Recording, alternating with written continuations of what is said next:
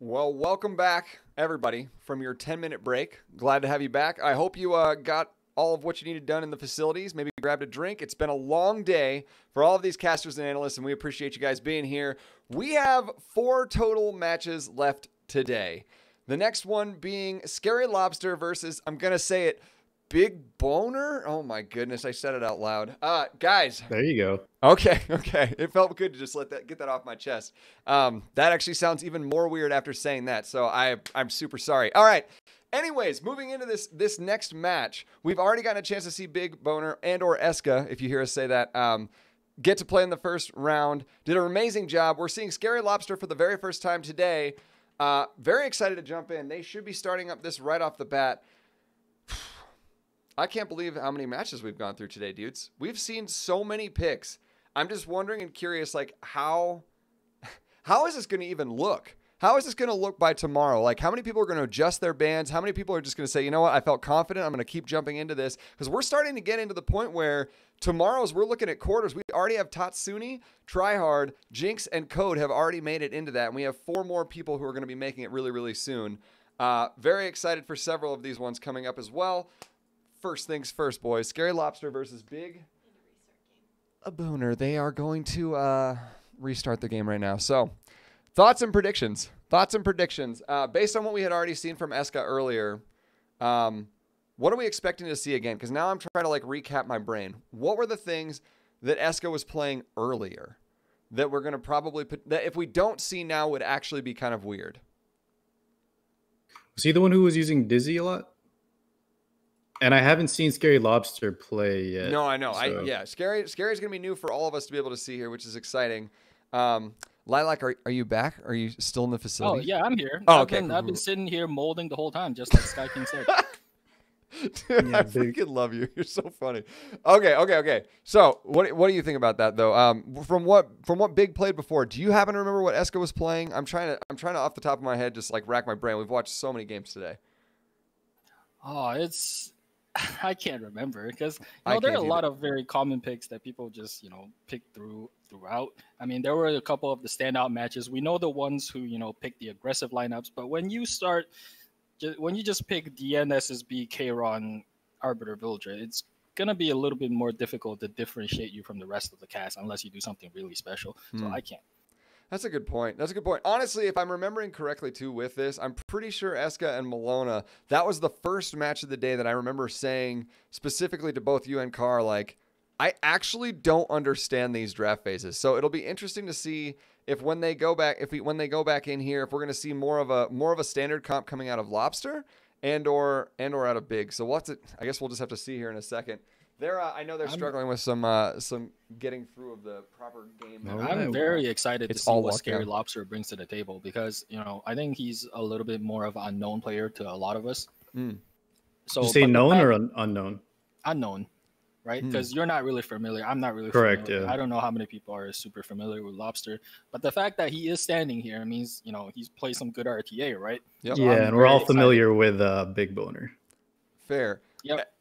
So I'm very excited to see what Scary Lobster will show us. Maybe something interesting, that LVL still hasn't been picked yet. Somebody wanted to see some biking. There's a lot of things out there. Yeah, that's very, very true. And honestly, it's funny you'd say that because Scary is actually one of the ones that I feel like most of us have probably seen in chats before. But his play is very hidden. I'm very excited. It should be fun. So as they're getting into this and moving forward, I'm going to actually go ahead and hand this back over to the analyst desk because I feel like either they know something that I don't know, but we actually don't know how long this is going to be. So maybe they can analyze and think through kind of what we're thinking about with Big Boner as well as Scary Lobster. Handing it back to you guys.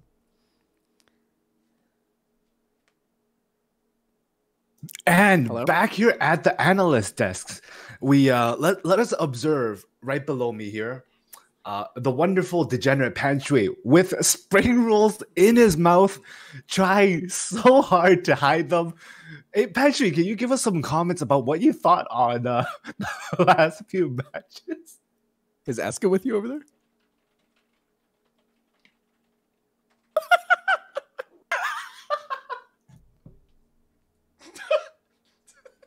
this is gonna break, man. That ain't fair. That ain't fair. Threw him under the bus so hard.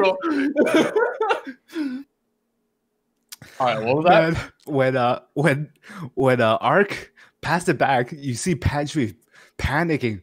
He looks left, he looks right. His mouth looks like a squirrel or like a chipmunk with that got caught just now stealing nuts. Oh, wait, Phrasing. Big boner. Wait a minute. Anyways. Yeah, I still want to see that Biken. I really do want to see the Biken. The LVL would be a cool, interesting pick to see. I'd also like to see things like a Falcon or Clary. It's good. It's not super, super common in high ranks, but it definitely has the potential to roll people, especially with that Soulburn ignore effect as a setup. I think, Are there any other pocket picks like you guys are interested in seeing? Things that you like or things that you pick yourself?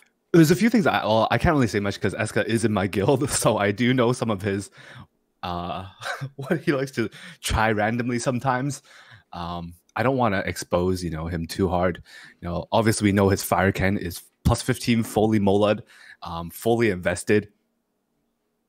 And but yeah, like we saw Eska, like as a lot of people said, we don't know anything about Scary Lobster. We know Eska had a really good draft phase just using Tenebria, Dizzy, those units. All right, and looks like the pick spans are going, so let's get started. Let's look into this match now. Sounds good. Thank you very much. Katie trying to cover up the screen with the little Google tag. Very, very professional. Appreciate that, Katie. Very smart. Good. Yeah, way to go. Sorry. Resourceful. She can't even respond. I just love that I can say things that she has no ability to respond right now. So we see the Judge Kisei ban. Is that the first Judge Kisei ban we've seen today? Pre-ban, yeah. Yeah, I think it is. Interesting. I wonder why Judge Kisei over Oxlots.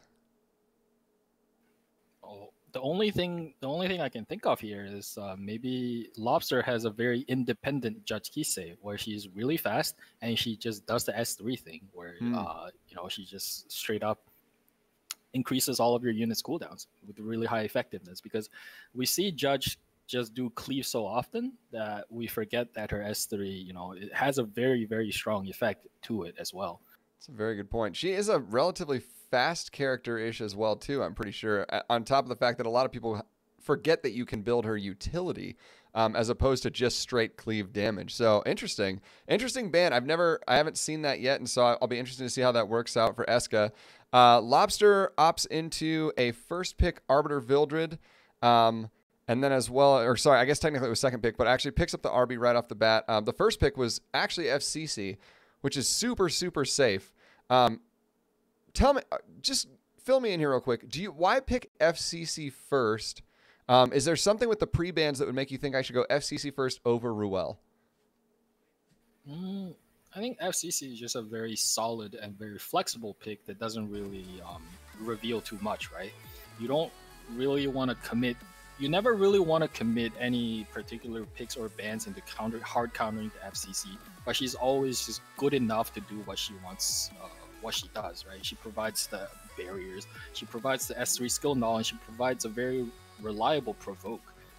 She's just an overall really good unit that's just not that threatening enough for people to severely counterpick her. And if people severely counterpick her, it lets you then be flexible with your draft.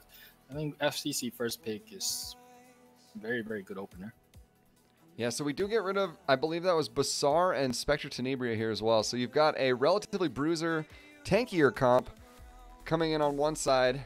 And now when this transition is over, I can see Lobster Mania also having some tank in the Crow and the DN. Mm-hmm. So as with usual Ruel stuff, Ruel has somewhat long cooldowns, especially if she's not fast enough, and a lot of her healing effects are single target. So if this Dizzy, can go ahead and start setting up, getting a lot of debuffs in, then we see the potential for Ruel to not be able to keep up over the long run. We do see the stun get off as well, too, on A Ravi up front. Is that going to make a huge difference, or are we feeling like that's probably just fine? I think that's okay. Seems fine, because we're going to cleanse it off. There it is. I do like the early cycle on Ruel's skill, because I think one of the one of the mistakes that a lot of players make is that they have these big impactful cooldowns, right? They have these big impactful skills and they hold it for too long, trying to get the perfect moment to use it. So, you know, go ahead and put that Ruel S2 on cooldown before your team is in any danger. Chances are, by the time you have it back up, you can use it again. That's a good point. That's a really good point. The only debuff still remaining over there is just a mischance on Little Queen. Does Little Queen have the S3 up right now, or are we waiting on that? I missed. Did we already see that? She should have it up, yeah. Should still have it up. Okay. Do you risk it at this point? Is it even a risk just because we are against a pretty tanky comp? Do you just kind of also cycle the S3 on Little Queen here, or no? It depends on how he wants to play this, because it's not so much for the decision on Little Queen's skills is less so whether or not she wants the damage or she's afraid to use the cooldown. It's just because S1 giving herself immunity is so valuable against units like Dizzy.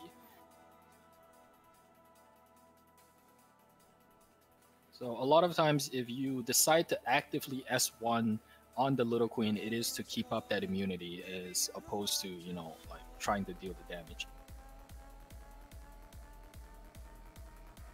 Interesting. We're going to see... Okay, still a stunned FCC, so FCC won't be doing anything. Some good damage coming out here. Yeah. That is a big chunk of damage. I think that might force out the S3. No, it doesn't. Does get the Alexis block. Oh, is this enough? That is Little this Queen be enough recovered a lot of HP. Is that because of the frenzy? I blinked for just a second. I don't know. Oh, wow. Oh my gosh, though. Not, okay. Not enough, it was just Sigurd's Scythe. Oh, that is so cool. So we can't full write this off yet, right? So because RB is dead, we have 2 rezzers on big side. What are we doing? Oh, did get a pretty big stun though. That stun is pretty nasty. So probably brings back the Little Queen, I think is what we saw him click on. Little Queen is going to return. And then do we have enough time to be able to cycle through on the A-Ravi? Or, I mean, obviously their goal here is to just like, we got to kill A-Ravi like right now. But you don't have a horse from Crow. You don't have a ton of damage coming out of Dizzy. Do you even have the ability to do that? Or are we going to see a full turnaround here? Oh, the big thing here is that the A-Ravi don't have that much bar on her, right? So if you can whittle down the bar in an effective way, then, you know, her healing and everything gets a little bit cut off. But I think it will be quite difficult because Dizzy's damage does not come in big orange numbers. She comes in little numbers, and especially if you get a couple of counters here and there, then the A-Ravi can, you know, sustain herself. Right, yeah. The longer this match goes on, Big Boner side has a much bigger advantage. God, do any of you guys feel like we're like 6 years old and feeling weird saying the word boner? Yeah, me too. All right, cool. We're all struggling so hard over here. All right, gets the S2 here. I'm assuming going to be on the Ruel. Right, and then, here we go. Just get a couple of lucky crits or lucky not misses. Get the reverse counter. Yep, does get a reverse counter. Doesn't do enough damage to really make too big of an impact. Still having a very healthy Crow at this point, so not going to get a good horse off if he wanted to, but does get the defense break. Or not defense break, defense buff here. So I haven't seen any violin procs. Do we just assume that the Dizzy is probably on Abyssal then? Yeah. I guess that's what I would assume. I wonder, I haven't seen a lot of the Abyssal procs, but... We did see some stuns, but I think it was from the S1, so I don't know if we can for sure say it was Crown. True. It's also funny that the Ends S1 healed the APOC instead of doing damage. Yeah, dude, APOC Ravi, tough to deal with when you're in a situation like this, because your biggest contender for taking down that APOC Ravi is a low health Crow. That is a Sigurd Scythe. Okay, so I was going to talk about the Soburn play here. I wasn't a huge fan of the Soburn play, not because, you know, there was immunity or anything, but because she lost her own buffs. So that got rid of her own buffs on the Dizzy, which leaves her a little bit more vulnerable, especially because now the Little Queen Charlotte got in the Sigurd range, right? So that was like just a huge blow. And now it becomes a lot more difficult for Lobster to play. I think giving up the anti-crit buff and the defense up was pretty significant in that spot. So Lobster's outs here would be hoping to get a Crow S3 onto Ruel sometime during the match, right? And then just Crow and DN should be able to whittle That's what I I think was it's seeing very too. difficult because he does not have enough cooldown to take out the rest of them, right? For sure, for sure. Yeah, And that's huge. So that's going to be Mhm. game one. I think pretty understandably in the position where Lobster was like, yeah, I've got a pretty low win condition at this point. It's not necessarily worth finishing this one out. So we're going to give game one to Eska, and then we're going to be going directly into this next one as soon as the pick ban happens. So we'll just see how fast they get into that. Man, as Lobster right now, I'm wondering what the play is. What's the play? What's the next thing that we do? Well, I think it definitely feels like Mr. B over here likes his bruisers, right? So I think you look to either draft some sort of answer towards either the Little Queen or the APOC, or you can't even just ban both of them, right? So I think you definitely need to draft some sort of answer. Yeah, So- he was the one trying for Spec Tenny, and that's what Big B banned, correct? I guess so. I think so, but And he then did get it Bazar was this- banned from Lobster. He got it Mhm. this Also time takes around away though. the Big picks it Yeah, up. well, you can't deal with the enemy's units, no problem. Just pick I'll them. just Just pick them take all 'em. up. That's exactly right. So that's what we are seeing on Lobster's side is, all right, I've got the ability to take what you had. So hopefully you have an answer for this ridiculous bruiser comp because I've got the same units. So let's do this. Out of curiosity, do you think this is the right pick? Because we're going a heavy debuff comp on Big B's side right now. Extremely heavy. Well, defense break is a very, very strong mechanic. So being able to land a bunch of defense breaks will make even the most tanky units look a lot squishier, right? Hmm. And as we mentioned before, like Ruel can potentially have difficulty keeping up if her team gets overwhelmed with debuffs. So I think, if the units on Big B's side are built well and have the effectiveness to pull through, it can really enable the S10 to really go to town. Yeah. No, I would agree. This is interesting. So doesn't opt with as many debuffs as we have, doesn't actually opt to.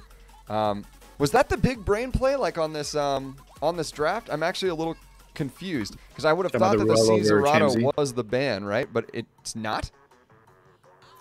I'm not sure about the big brain, but it does feel like Big B's side has a lot less damage this time. So we're gonna see if he has a realistic answer to this C Zerato, right? Because you never really feel super good about throwing out debuffs, not only against the Zerato, but also the fact that Lilius is there. Yeah.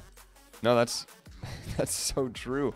This is such a weird situation. I part of me is hoping that this is the solution because I was actually going to ask when you were saying this. In my mind, I can't even come up with a natural comp that does well against a well-geared bruiser comp. So what do you draft into that? What's your typical draft into something like that? Is it what we're seeing or do you do something a little different? Well, so it's sort of similar to like code situation. You want if the enemy doesn't have S10, right? Because S10 changes up the nature of things a little bit because you want to be able to reach the S10. But if S10 is not in play, then you can just rely on good single target damage, and that comes in the form of dispels because essentially if you get rid of the defense up, you're doubling the damage that they're taking, right? If So you get a defense break on them, that's another double damage that they're taking. We got a lot of sleeps going out right now. Yeah, we do. Right. So like a lot of these bruiser comps, especially if they're a little bit on the slower side, are subject to potentially debuffs like we're seeing right here. Like the whole team is asleep. It's just that usually you want to match this kind of debuff output with some sort of additional damage, which Big B is a little bit lacking on right now. Right. So he does have the cleanse that you're talking about, is still maybe struggling on the damage side of this. What units I think are those single targets that you're able to possibly bring in for something like that?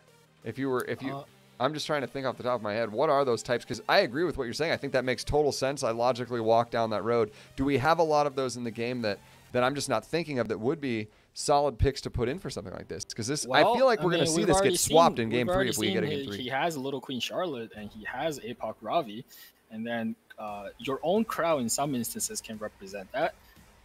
You know, we've seen a Watcher Shuri, right? So that's always an option. And you know, sometimes anything. Okay, so like there are units that just does like an absurd amount of damage. If like, so we know A. Coli as someone who snipes off a target very early on into the game, right? But in some ways, if you can protect the A. Coli and let her go unchecked, she does like an incredible amount of damage. Same with like stuff like D-Corvus, like we mentioned before, although a lot of those units are very, very difficult to build. It's interesting. Have we started to run into the players that have the gear differential to say like A. Coli is not as much of a problem for me anymore? It's definitely like as we move up in the brackets and later in the tournament, it definitely becomes more and more scary to pick A. Coli, right? Because so many people, the way they run A. Coli is that she gets a kill in turn 1, and if she doesn't, she just kind of becomes a non-factor and dies 2 turns later. And with the gear power level going up, it just becomes more and more difficult for A. Coli to effectively do enough damage before she dies. Yeah, I agree. It becomes risky. So what do you guys think Big B's, well, actually, he's getting pretty close to killing this Champ Z, but before that, not much was happening. I mean, even if he kills the Champ Z, there is that lady with the huge axe. Yeah, and I just don't see any way for him to do enough damage late game. And agreed. Also, as well, thinking about the lady with the big axe, right? Do you end up running into the issue here where you're like, okay, I'm gonna use this S3 just like Big B's doing, but now I'm also setting you up for a beautiful S3 to bring back to Cesarado. This right here. Oh, he doesn't go for it. He almost alley-ooped himself there, but I guess Lobster decides not to go for it yet. Yeah, okay. Lobster decided not to get the res. Because I think that was a very interesting line of play, right? Because then the Cerise would have, you know, been countered here if there was a Zerato alive. But maybe he has better plans. If only Lobster could type in chat and commentate on his own play for us. Unfortunately, he is the one on the red side, so does not have the ability to. But okay, we do get a stun on the Aravi, which is cleansed immediately by Lilius. This is so interesting. So they both have such like unique reses on both sides. One can bring up the whole team and put an attack buff on them. The other one, if sniped, also brings back a character at relatively low health but has skill nullify. Are we going to see those two things being a factor here when they're bringing characters back? Like which one actually wins out against these two team comps? Well, I think the difference here is that when the Zerato comes back and he uses S1, even if he's not on lifesteal set, he does have healing built into his S1. Whereas the Tenebria kind of just dies. Also, the damage coming out from Big B's side is a lot less compared to the damage that just this APOC can do. That's super true. So we hit Battle Frenzy stage 6, boys. The wet noodle fight continues. 3v3. I mean, the moment we see orange coming out from this APOC, we're gonna see some health go down.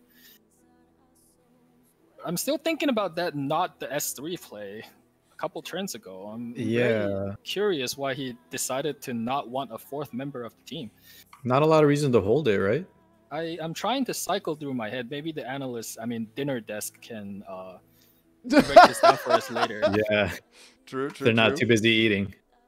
Yeah, spring rolls are very good for mental capacity, so I'm sure they'll have lots of ideas for us. For sure, and much respect to anybody who's grabbing some food, man. We've been here all day. I totally get it. Plus, we had to start late. Thank you guys so much for dealing with the crazy shenanigans of this morning. I think we've finally recovered from all of it, so grateful to have you guys here. And I'll be eating food directly after this is over in a huge way. Gets the stun. Stage 7 we continue to, tickle each other and not crit on the APOC here. I hope you guys have, had something good to eat. Hope you guys are having fun. Dude, this is like, I knew today was going to be long because of 16 games, but these games have been really good, and I think will be extremely fun for us to all sort of be able to theory craft on for tomorrow as well, because I feel like after today is done, we'll have actually seen every player play at least one time and have a really good opportunity to go like, okay, I could actually see this going in a certain direction. And what we're seeing between these two guys right now is just like I just love it's not terribly inventive, but it's actually inventive in the sense of saying like, okay, I see your play, I'll play it too. Now what are you going to do about it? Because if you actually have a response for this, now I'm better off in RTA. But if you don't have a response for this, holy crap, who's going to get first pick in the third game? Yeah, we'll see who checks the tape. Resist is huge. Now he gets to not soul burn. Wait, what? What are you saving the souls for? I am confuzzled here. Okay, he's saving the souls for that. But, you know, he had souls to spare. So quick question. On an A Ravi, is the reason that it stayed on was mostly just to like, does your bar, so explain the bar to me, because right now it's obviously full on A Ravi. Does the bar go down and then puts him in a weaker position and that's why he decided not to? Ooh, that's some nice damage. That is huge damage from a Cerise as well. Yep. So the way the bar works on APOC is that every time she gets hit, if she has bar, she eats a little bit of the bar and return a little bit of her own HP. So in order to effectively do damage to the APOC, you need to be able to do more than however much percent, I believe it's between 10 to 12, depending on the molas, that she recovers on her S2. She gets a buckload of bar from using the S3, which she did here. We could have had this turn. I know, we finally see the S3 turns ago. We could have had this turn 16 turns ago. That's okay. It may have been a misplay. She gets a little bit on her S1. But does get it up now though. So at least we have the Caesarado back now. This is gonna be interesting because out of curiosity, I may have missed this. Oh my gosh. Whew. There's a turnaround real quick. Does both players just taking a bit of time to remind each other that this is a 4v4 setup. Oh, there it is. Wow. And the Maid Chloe, boys, build your Maid Chloe damage. And the bonks. Oh my gosh. Oh, you just don't expect it. All right, so we're gonna need the APOC to actually crit someone here. And also, funny enough, I mean, at some point this Cerise becomes an S10, right? Between her stealth and her invincibility, she just kind of just does. Well, even the Maid Chloe's bonking pretty hard right now. Right, so we have a Spectre Cerise over here. Sooner or later, she's gonna do so, Lilac, are we gonna see that lack of S3 way earlier might potentially, do you think Big B has a chance? At this point it becomes really hard to say, right? Because one stun, one provoke can make a big difference because the amount of health going up and down at this point is just so much. But Soul Burn APOC S1 is one of her like extremely hard hitting move. So if this APOC can effectively crit through some things, it's huge. And they waited until the very last turn, knowing that DN was going to have to go with her last turn of the res buff left. So there's no more res buff on that side. Oh, does get the stun, though. Okay. Yep. One stun, one provoke. Spectre Tenebria. Cerise going yo. Oh, my goodness. It's happening. It is happening. So, yeah. Like, it's so hard to say at this point because when the APOC gets released from her stun, if she counters anything, gets a crit through DM buffs, you know, like that can swing huge. So we're gonna have to see what happens here. But that speed down on the APOC is not doing her any favors. No, it is not. They're gonna get a little bit of a heal here, plus the shield, so a little bit more effective life. Although the effective life at this point is still pretty. At this point, DN is going to be doing less than other characters is because your healing is also reduced. So, do we have the chance to finish this off, like really quick, just from the speediness of Cerise? We're going to finish this off pretty decisive. I don't know about quick, though. We're getting there. Turn by turn, we are.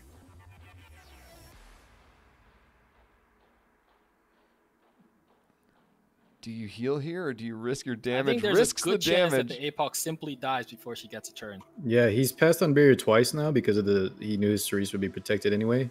Right. And the damage is just so much higher on his healers at this point. It's worth it to take the chance. Does not get to play. Gets the wow. Oh no. Okay. One dual attack here, please. Boys, this will be the second Cerise comeback we've seen. Needed. Oh my goodness. Eska Zegany with a ridiculous turnaround here at the end. Like I was not expecting, but it's not often that you get to see this many frenzy stacks. Guys, what did we learn today? I can't Nerf believe Cerise. unironically I don't said think that's what we S10, learned. you know, What did not we learn untrue. today, boys?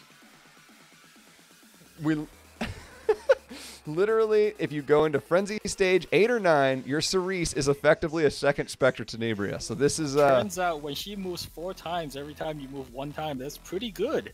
that's gross.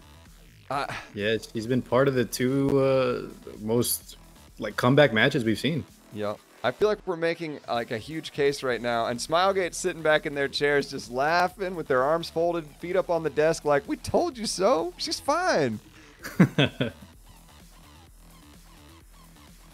Here we go. Finishing moves. Does finish off Lobster. Lobster, thank you so much for like going out all the way, man. That was a heck of a last battle. To break that down, we're going to head over to the analysts here real quick. Thank you guys. Appreciate that.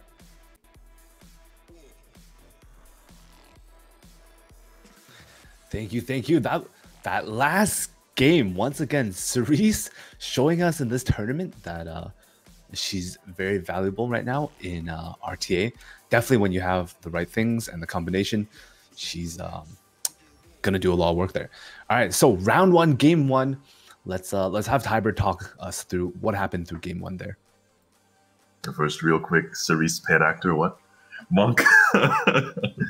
Both of these games went very long, I must say, and were extremely neck and neck. There was a lot of give and take, I feel, in this matchup.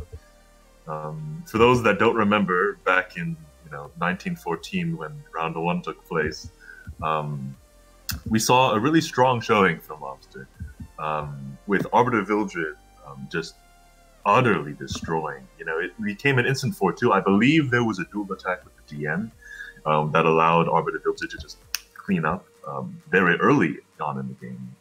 But there was just so much raw sustain on Bone's side, having Ruel, having Apoc, double revivers with Little Queen Charlotte, especially when she has default self-sustain with her big nukes as well.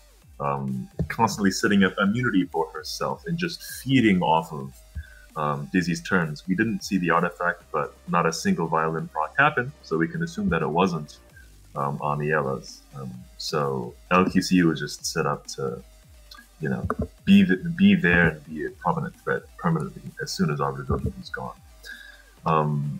One misplay, as the casters had also touched upon, was the fact that Soul Burning Dizzy's S3 into S2 was a bit of a misplay, partially because you're cycling out buffs. By taking an extra turn, you reduce the counter on that, but also every extra chip damage will lower LQC's HP, so that if a Secret Scythe procs, not only do you get less, but you're also increasing the damage output. And once Dizzy was also gone, that was it. Yeah, thank you so much for that. Honestly, I think the other thing is, as Lilac has touched upon, there is definitely in game 1, we were shown how good of a unit Ruel can be in an effective team comp, using her correctly and just being able to keep your units alive, having your team come back to full HP, and just getting good heals off your team. All right, so game 2 being definitely one of the exciting ones, where there's a lot of back and forth, a lot of different things happening, a lot of quote unquote misplays and different choices that we thought might have been good or bad. But let's have Pan Shui tell us about that. So game 2 was the draft was quite good. It was like quite weird, I would like to say. Eska chose to ban I believe it was Ruel, and then Lobster chose to ban Spec T. The Spec T ban was actually fine because then Lobster had CZ. However, the Ruel ban coming from Eska was kind of questionable when he should have banned the CZ instead. Leaving the CZ here actually became such a threat to Eska. Surprisingly, that's not how the match turned out, though. In the match, we actually saw there was like multiple misplays all over the place. We actually saw the A Ravi actually being at nearly 100% on the combat readiness bar. However, Eska still chose to revive the Tenebria for some reason, and then Lobster had actually called out that he misclicked his A Ravi and actually S1 the Tenebria instead of actually reviving the champion Zerato. If he actually happened to revive his champion Zerato, I'm pretty sure Eska would have lost that match quite quickly. And then as the match escalates, we actually see the guiding light actually popping out, putting the Cerise on stealth the entire time, and won him the match. Spectre Cerise, by the way. Yeah, that Spectre Cerise coming in hot. Definitely, as a frenzy stacked up there, did a lot of damage. Able to cycle return really well, keep the A Ravi locked in place while damaging the rest of the team. Not to mention, as to follow up with what Pantry said, if A Ravi did get the skill 3 off reviving Champion Zerato, then the follow-up turn, Cerise wouldn't have been able to use skill 3, or would have been in a much more difficult position to use skill 3 there.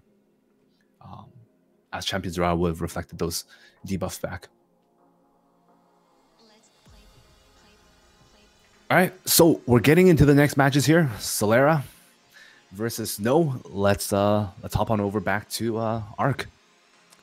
Thank you very much. Looking at it, we've got Solara and Snow. So Snow was the victor. Arch, is this you and me? What's that? Is that us? Snow is that your guy?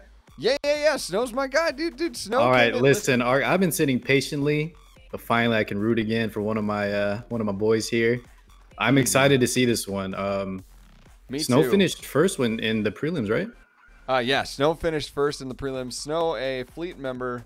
Just honestly, like we had seen so many amazing like back and forth drafts with Setsuna that I honestly thought it was going to be an extremely close match. And Snow came in and clutched it hard. So it'll be really interesting to see how this particularly goes, because I was actually extremely surprised. Not because Snow's a bad player on any level. He's not even kind of. He just proved it like in such a huge way. I was just blown away because the play was so good prior from Setsuna. So watching, it'll be interesting to see what these drafts end up looking like today. Should be good.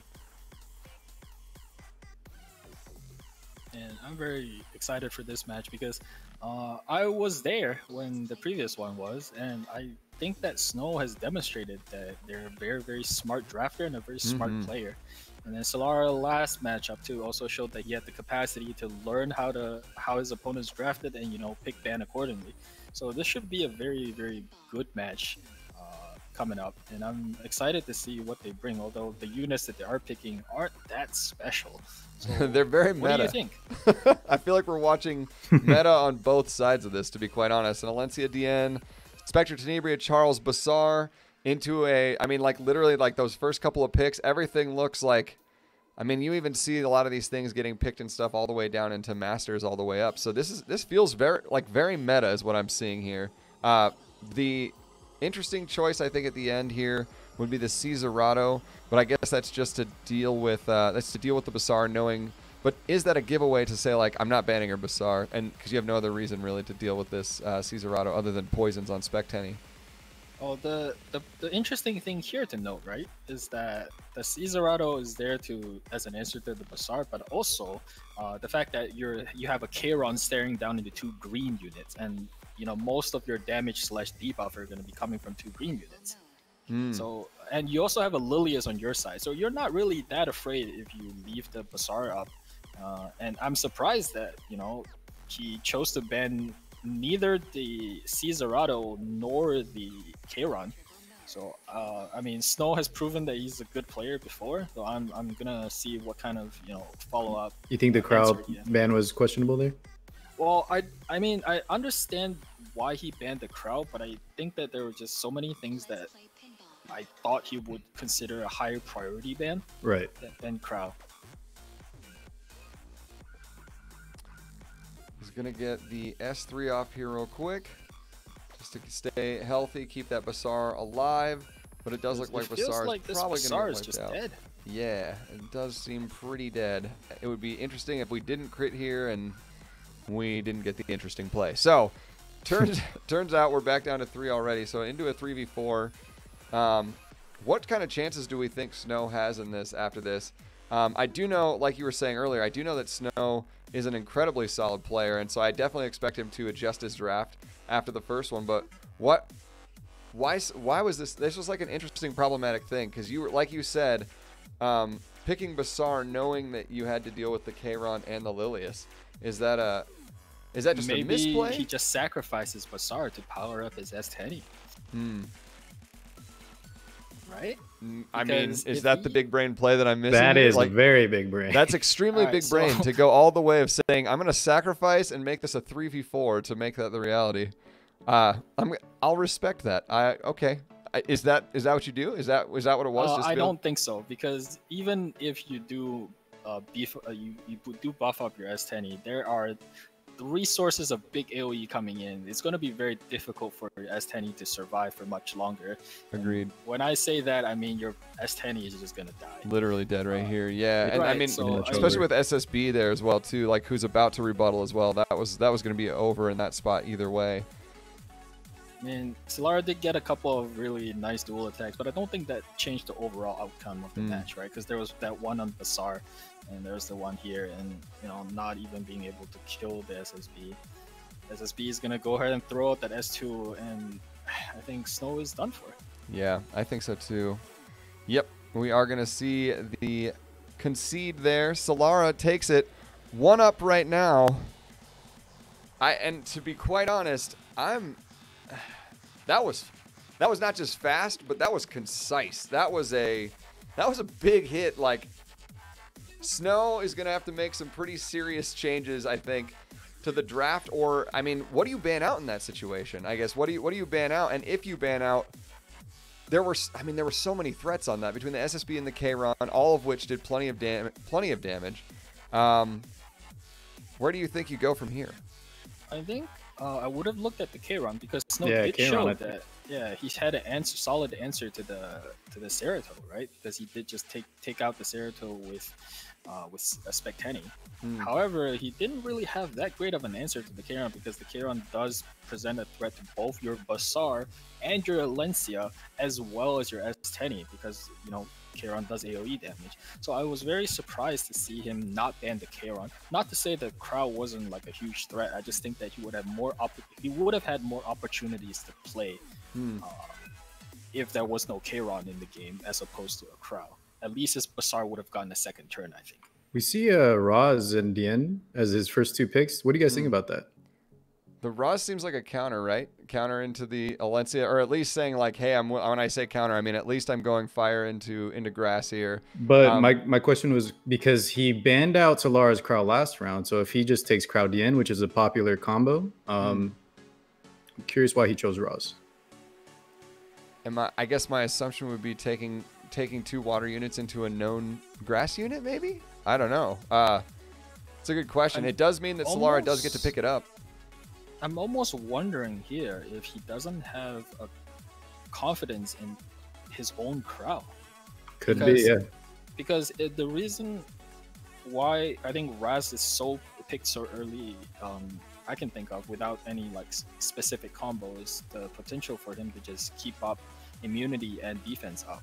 And then we know that Crow is also a very popular unit to do that defense up, right?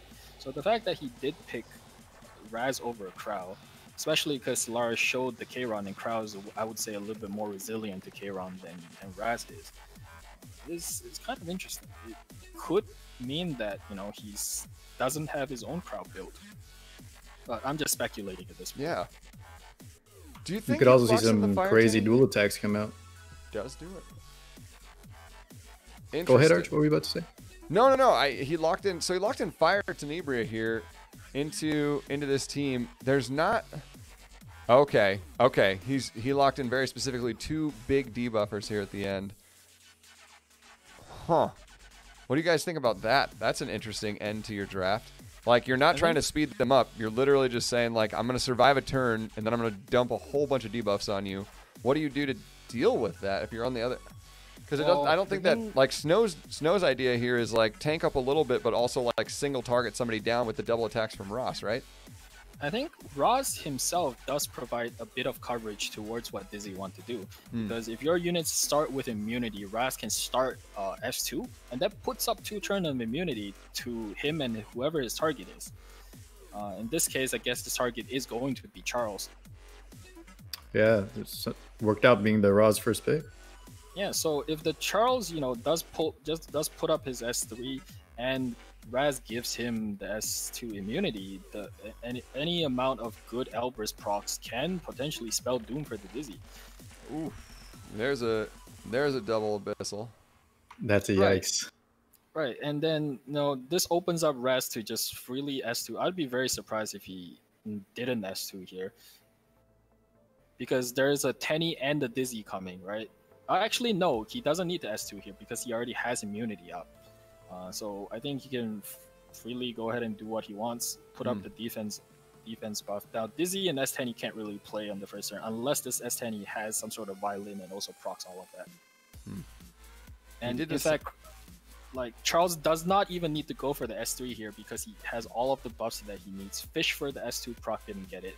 S2 would have done a big number to Dizzy because he has so many buffs on him. Alright, so we're gonna see if this is violin here. If it does get 3 sleeps. Okay. Yep. Okay, then now this becomes a bit of a problem. So this is still gonna miss, right? So they still stay asleep, or no? Wait, does that wake them up? I would have thought with the miss that it wouldn't have woken them up.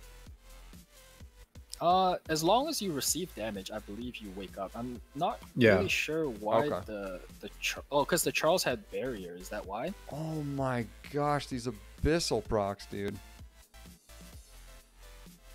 And at least like Solara has effect resist on the Ruel. Yeah, well, and that's why some level, but right, it's hard for.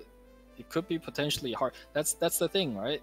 Like, it is difficult to both resist and tank. So if the enemy brings a combination of debuffs and raw damage, it can be difficult sometimes to get enough of either. And the moment the enemy sees which one you have more of, they can go ahead and exploit the other. What they assume is the weaker one. It's funny that he brings the. Is that an S2 from Raz? No, that was a natural dual attack. No, just a natural dual attack. I was gonna say, what kind of bruiser DN? The unexpected. Oh my gosh, the DN took a play. All right, dang, dude, these stuns though. The Abyssal putting in a lot of work, honestly. Especially since Abyssal does. Correct me if I'm wrong. It does skip through and skip past effect resist. Like, it doesn't even matter that effect resist. So there is no super clear theory on that, I believe. But okay. My current theory is that it has some sort of like ER penetration, but I don't really have like specific data to back that up. Maybe the devs can tell us. Yeah, devs, if you're in the chat, please, we'd love to know, because we'd love to be giving good information on this, but we also want to know, so that would be good. Goes to hit the Bazaar. It still feels like Snow's pretty tanked up at this point, but I wonder how far into Frenzy we'll have to go before we start seeing some people getting ripped up, because I'm going to guess that the Tenebria and the Dizzy are going to be a little bit squishier than a lot of what Snow has on that side. Just Charles in general. popping off a bit here. Yep. Oh, he had many chances to pop off and he didn't, so it was about time he got an S2. RG's coming around. He did hit the Tenebria round before that. I see. Okay, so it's always scary when the Bazaar gets a second S3, because that's when the Bazaar has lived for way too long. We've already established that Bazaar smells. No one likes to deal with this. True. Didn't get any Abyssal procs that time, but does land all of the unbuffables. All right, we need some huge sleeps here. That one turn where Raz could have put up the. Oh my god. Oh no. Okay. Phew. I think that one turn where Raz could have put up the immunity on Charles turned out to be pretty huge. Yeah, that very first play. Yep. Crits on fire, dodged and water. Takes out both of the damage dealers. Who's he going to res? You get someone back. Do you choose the Tenny or the Dizzy here? I think he went ahead and clicked Dizzy, right? He did. Yeah, he clicked it. Interesting. That's a curious one, and I guess I'll ask the analysts later. What do you think about this rest choice here? Do you think it's because there's defense breaks up already? Like maybe because there's 3 defense breaks up. It'll be interesting to hear kind of their thoughts on that as well too. Basar is going to go. I don't know if I think he has S2 up pretty soon. Does end up to opt into that. Gets 2 stuns because why not? Abyssal carry. All right. Holy moly. Oh, she's going to need a big dispel here, I think. And the nice thing about Lencia is that she doesn't really care about defense down. That was actually huge. Like, to be able to strip that much and then to be able to take out damage dealer in the back is pretty nuts. All right, and then I guess the other question here is, I think he had his S2 up, right, Raz? Do you think he should have? Yeah. Do you think he should have opted for the immunity on the crowd? I mean, not the crowd. What am I saying? The Charles. I don't know. Good question. Is he gonna? Oh no, does not get the rebuttal.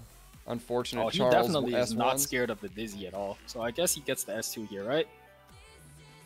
Okay, and now it becomes really hard for the Dizzy to play. So how many turns left on the Ruel before Ruel is going to get a chance to do Ruel things? Or are we pretty safe at this point? I think like 2 to 3. Okay. Yeah, so Dizzy forced out here. Like she could have soul burn, she could have done some things. 2 turns exactly. So, oh man, this Ruel. That Ruel is gone. Yeah, that's gonna I know the star of the show was Abyssal here, but that Raw's first pick actually ended up putting in a ton of work. That was sweet. Dang, so Snow bringing it back up. Definitely willing to say like, hey dude, I can pick 2. We can do this a second game, and we're gonna hear what's going on in game 3 here in just a second.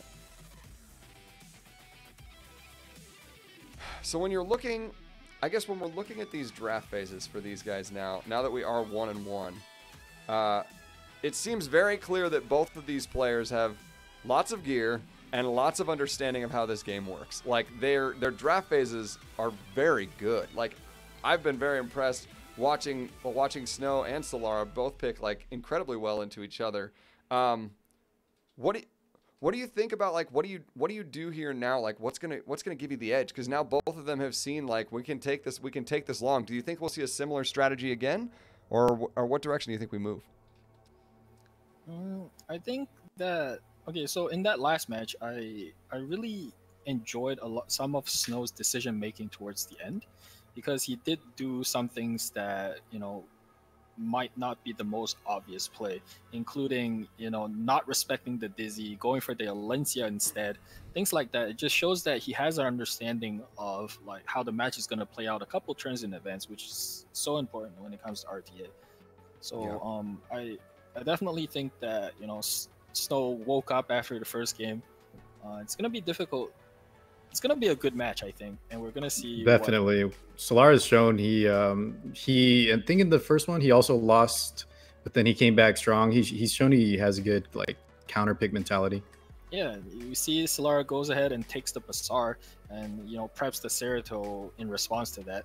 But people pick Basar and Cerato together just so the opponent can't pick Cerato back into you. But do you ever think that a pick like that is considered overcommitting? To be honest, I was actually going to ask you the question, why, when we've seen the first 3 picks and there's no debuffs coming out from the other team, why would you go Basar Zerato? And so you're saying that that's actually a common thing. That's interesting. I wouldn't have even thought. I guess it makes sense, right? Because Basar is like easily countered by Zerato, and getting unbuffable up on your team is pretty awful. It's like a horrendous situation to be in. But does it pigeonhole you in saying like Snow can now kind of pick whatever he wants? I don't know, actually. I don't know how to answer that. I think they're both strong enough that it's not the worst thing. That was your point, right? Like picking them both together maybe too much as a package.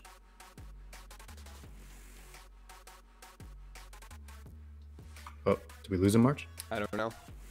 I just pressed the wrong button. No, you're good. So I was just saying that because you're spending one of your picks on a Zerato where he might not be the best option available, right? Right. Because Zerato really wants to be picked into debuffs where he can get lots of counter S1s off. So if you pick him just so that he can't be picked against you, sometimes I have to wonder if that is considered overcommitting and you're just spending a slot, a unit slot, just putting up a unit that's just there who can't function at full capacity.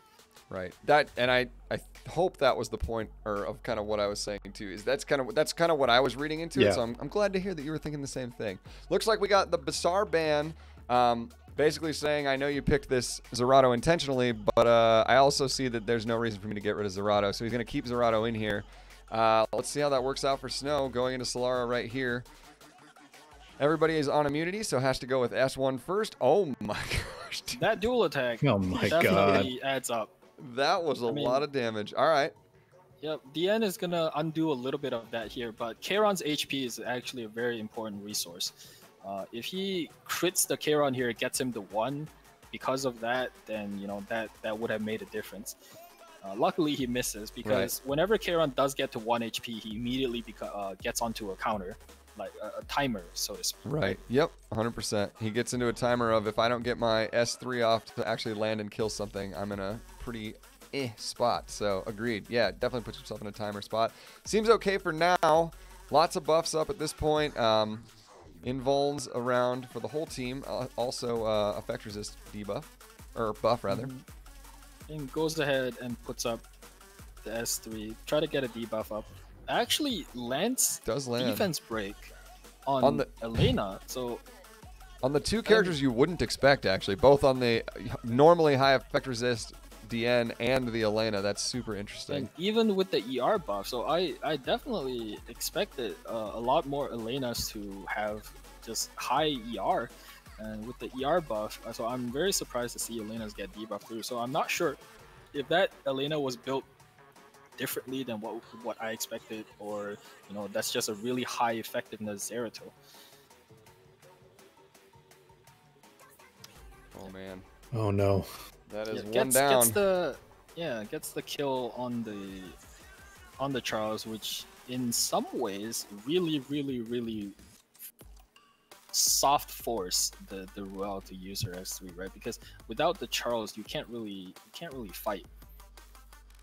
Like the Zerato here isn't gonna do too much, right? Because Zerato is not known for doing like huge damage or, you know, being the most tanky unit. His base stats are quite miserable, in fact. Right. And I think you're touching on a huge point. Like that's his reality is he's good at being a utility champion, and when he is utilizing his ability to reverse those debuffs back to the other team, he's amazing. When he's not, he's kind of just exists there, unless you're Kia Souls, right? Like Kia Souls just lives forever. But Kia Souls 1 is a lot more bulky, so he does get to play a lot more. Right now in this spot, if you have just your, you know, very slightly above average Zerato, he's basically a unit without an S2, right? Yeah, I mean basically he's got S1 on his side, and that's about it. Plus he has Can to we try get a and land strip? He gets the strip. Woo! Let's Strips go. it off. Okay. Super punished. Because that Kayron still would have had one more turn of immortality and invincibility. Is this enough damage to just kill outright? It does look like it's gonna be. Oh my goodness. So the Charles is back, which is huge, but now not having Ruel, we have to make it through one more cycle. As long as Charles doesn't do Charles things, we may be seeing Snow take this one. All gonna depend on, I mean, would you say Charles at this point? Is Charles pretty much like... That's one debuff, and that's a miss, right? See, he doesn't get it down to 1. Doesn't get the 1. Yeah, that's He's gonna huge. get it here. He's gonna get it here. That's a violin. Oh my gosh. Right? That was a violin on Zerato. Oh, never mind. It just didn't show. Didn't show. Okay. I was about to pog my champion. Does land. It looks like we're going to finish off the Cesarado right here, which means we're extending that buff at least once, unless Charles Charles does the thing that everyone hates. Oh my goodness. Okay. It's not over yet, boys. We have a real ass match on our hands. Oh my gosh. That's so huge. Oh, that's okay. Can this DN bring the Kayron out of range? And the answer is probably no. Yeah, no, definitely not. Can't do it. That's going to be a dead Kayron into... I assume he just has to risk it with all of his S1s. He has an S2 up. Does he just go for it, or does he just try and risk it on an S1 into S2? I think he has to fish, right? Yeah, he's behind, so go for the S2. Pure S2 is going to kill the DN here, so he has to fish. He's going fishing. Here we go. He got the crit. Gets it. Crits twice. The crit again. Does he get the strip? Actually insane in the membrane, but unbelievable. Not enough. Gets the strip again. does get the S2 off here. Getting rid of the anti-crit is pretty crucial, is what I would normally say, but it seems that, Charles doesn't. Oh my! Just kidding. Here's the rebuttal. It's like, you got some nice RNG. Here's mine. That Alencia finding play again, as we've seen from Snow before. That Alencia just coming in and just trucking I see that what your Charles can do. Now get that old man out of here. Unbelievable. And you're gonna see that old man out of here. Oh my gosh! There's the surrender from Solara. Snow takes it 2-1. We're gonna hand this back to the analyst desk to break that all down.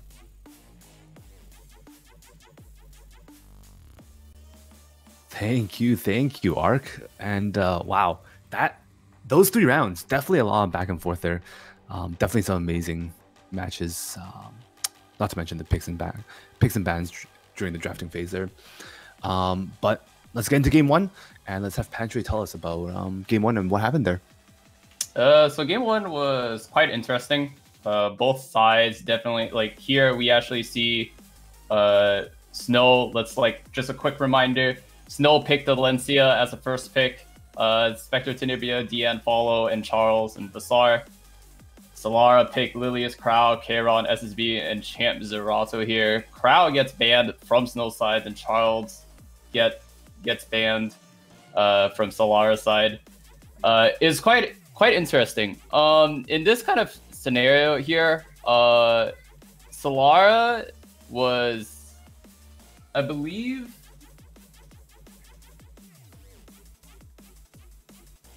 hold on, I lost words. So the Zerato actually became the nice carry here. Because Snow wasn't able to kill the champion Zerato with the Spectre Tenebria, was actually quite bad for him. Because, he chose to actually soul burn S1, going for the champion Zerato, did not kill with attack buff, however. Went for the S3, but then Solara's SSB and Lilius both resisted 15% the CR pushback after confirming the kill on champion Zerato. Because he didn't get that pushback, the turn order there was quite crucial, and it actually made it very, very bad for him. The SSB took a turn, does S3, lowers Snow by quite a bit, and eventually turned the entire fight around, even though there was actually a small chance that Snow probably could have won that fight.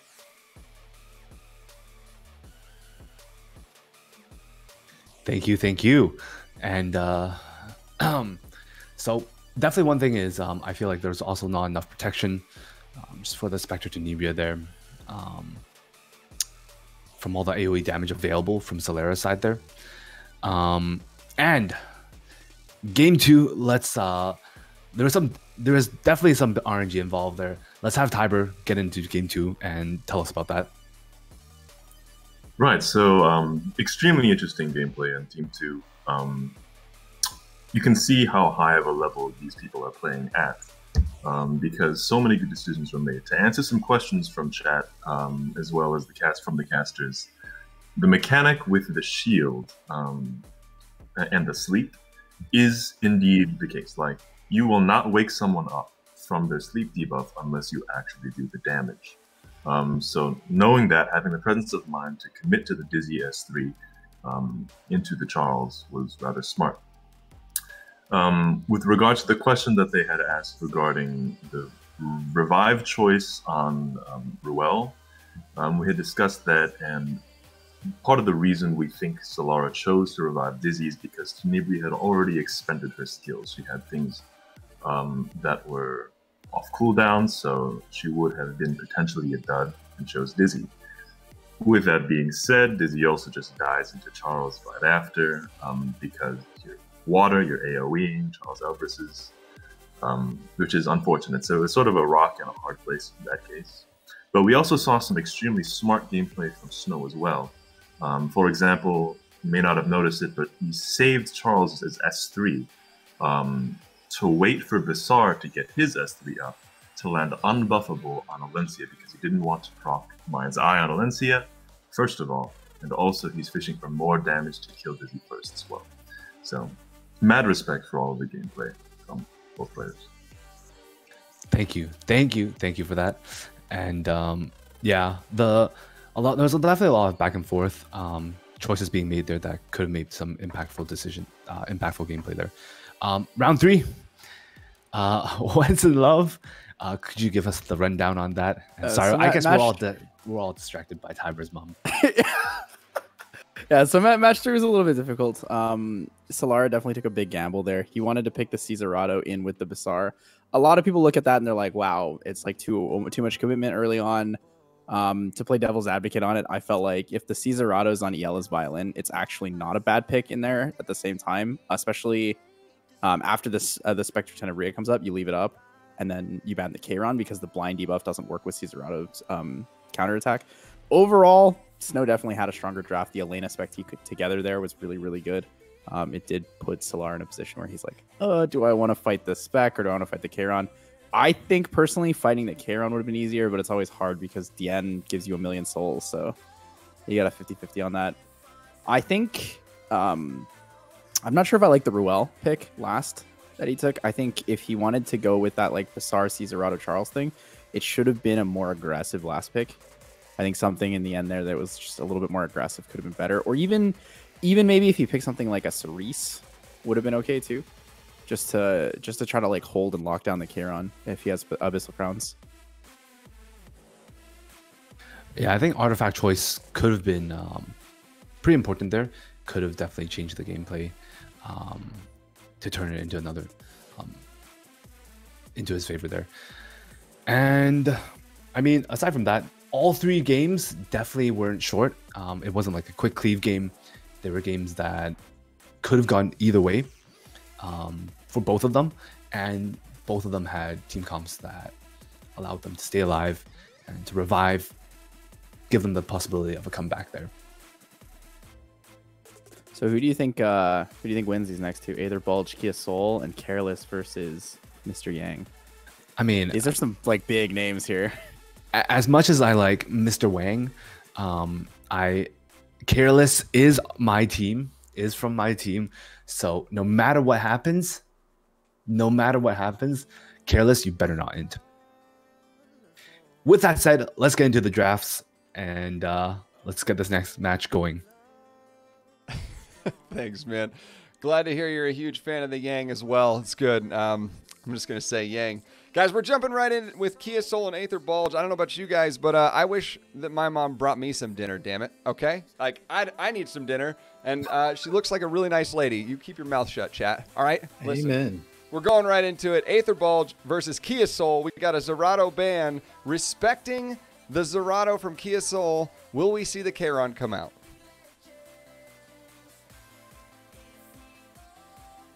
Let's see what happens. And Aether Bulge is the last champion for Team Car 6. So as always, I'll remain professional and objective, but please, Aether Bulge. Professionally objective. Is that a real thing? I'm being professionally objective. Yes. For the sake of Car 6 team moving forward, I also will say, all right, come on, Aether, let's go. But also, Kia, let's see it, baby. I want to see the Kayron. Bring it out. No fear, baby. There it is. Oh, yeah. Come on. Let's go. Nice, guys. Appreciate all the cheers coming through, too. Super fun. Let's make sure we're sending those through for Aether and for Kia. And having a little bit of fun on the draft. Guys, what do you think about these picks so far? Thoughts? I think it's going to take a lot to deter Kia Soul from picking what he wants to pick. I think so, too. All right, so, shouldn't come as a surprise to most people. And I think if Aether has been paying attention to the previous couple matches, he should have had enough time to come up with a pretty good game plan against what Kia wants to do. So we'll see. It's funny you'd say that because in my mind I thought, I wonder if I picked a full water team, if Kia still picks Kayron into it. On strokes, no doubt. I'm very curious. I would also, yeah. It's tinfoil hat time, boys. Put on your tinfoil hat. What do you do? I'd be super down for the that. haste. Come on, all right. We saw some at the beginning of the stream, and we haven't seen any since. Let's go. Talk me through this. Yeah, I was going to say we have not seen haste in a while. We saw this towards the beginning of the day. What is the haste hoping to, like, what's the impact here that we're looking to see that haste make? Well, the haste stands there and exists. And then every time someone with the made buff revives, the enemy does no damage. Smart pick then. Right? Seems Because like for a good pick. for every resurrect that the Made buff provides, Haste simply just puts out a barrier that's like 50% to 60% of his HP and reduces the damage taken and also immunity. So Alencia is usually pretty nice against that because she gets rid of the big fat barrier and also like whatever crowd wants to put up. But there's a lot of them. There's a lot of them coming if either can continuously just get rid of units on the other side. There is also very little damage coming out. In fact, I'm pretty sure that the hardest hit that either can put out is Crowd Horse, and then followed by Blood Moon Haste's S3. Outside of that, I have to ask, does he have enough damage? And yeah, that was going to be my concern as well too. Is do we have the ability? So like to get those made revives, do we even want to see made revives? Because we don't have a ton of damage coming in. I mean, I could see how Aether's. I see how that goes long. Tell me the short game. What's the short game for Aether? Is there a short game, or does he have to wait for it to go a little while? I mean, the short game is he just gets 4 crown procs every turn, right? Oh, okay. So you're saying there's a chance. You're saying there's a chance. Then we'll see. Because that Bazaar didn't do like overwhelming amount of damage, but that Lilias did something. That was a lot of damage. That was a lot of damage coming through. Are we gonna proc the invuln right off the bat? Looks like it. Yep. Double. Wow. So we're there that quickly. In comes Haste to use the S3. Did anyone catch the artifacts on Crow and Lilias? I did not, but I think we may see here pretty soon if this absorbs any damage. Right, because if there was there's an Aureus. So there's an Aureus on if the there Crow. was an Adamant Shield, then that would be that play would make a lot more sense. Because leaving ML Haste S3 up does provide damage mitigation. Right. Is it the same amount as a fully leveled Adamant Shield? No, it's not. Adamant Shield is stronger, but if there wasn't an Adamant Shield in play, I would have thought that maybe he would have left it up, just so to give his Bazaar a better chance to survive. Right. Gotcha. So was your question also like ultimately to ask like did he overlap on the Adamant Shield with the passive plus the Adamant Shield? Are we getting overlap and just not getting no, because if there is an Adamant Shield in play, then the Adamant Shield will take priority. Because the Adamant Shield is a stronger effect. However, if there wasn't an Adamant Shield in play, then I think he should have considered leaving up the S3 so as to provide the damage mitigation. Gotcha. So maybe that was the play then, just to say like, yeah, I do have this. I'm not too worried about that. Is he gonna I'd horse rather do here? the damage. I mean, why not, right? You can. I mean, it's gonna go long either way, right, for his team. So he may as well try and wipe something out real quick. I mean, the Kayron is in fact the biggest threat. And, I think, like, for example, if the Blood Moon Haze... Ooh. That's it. Okay. All right. So if he gets the... What was the turn time? We haven't seen the Maid's S3 come through yet, have we? I don't think the Maid realistically wants to S3. Yeah, he's been holding it. Right. So now he has to hold it even further, just until the Bazaar is dead, I think. It's gonna be hard. Like, this is gonna be a big decision on Hyaso's turn.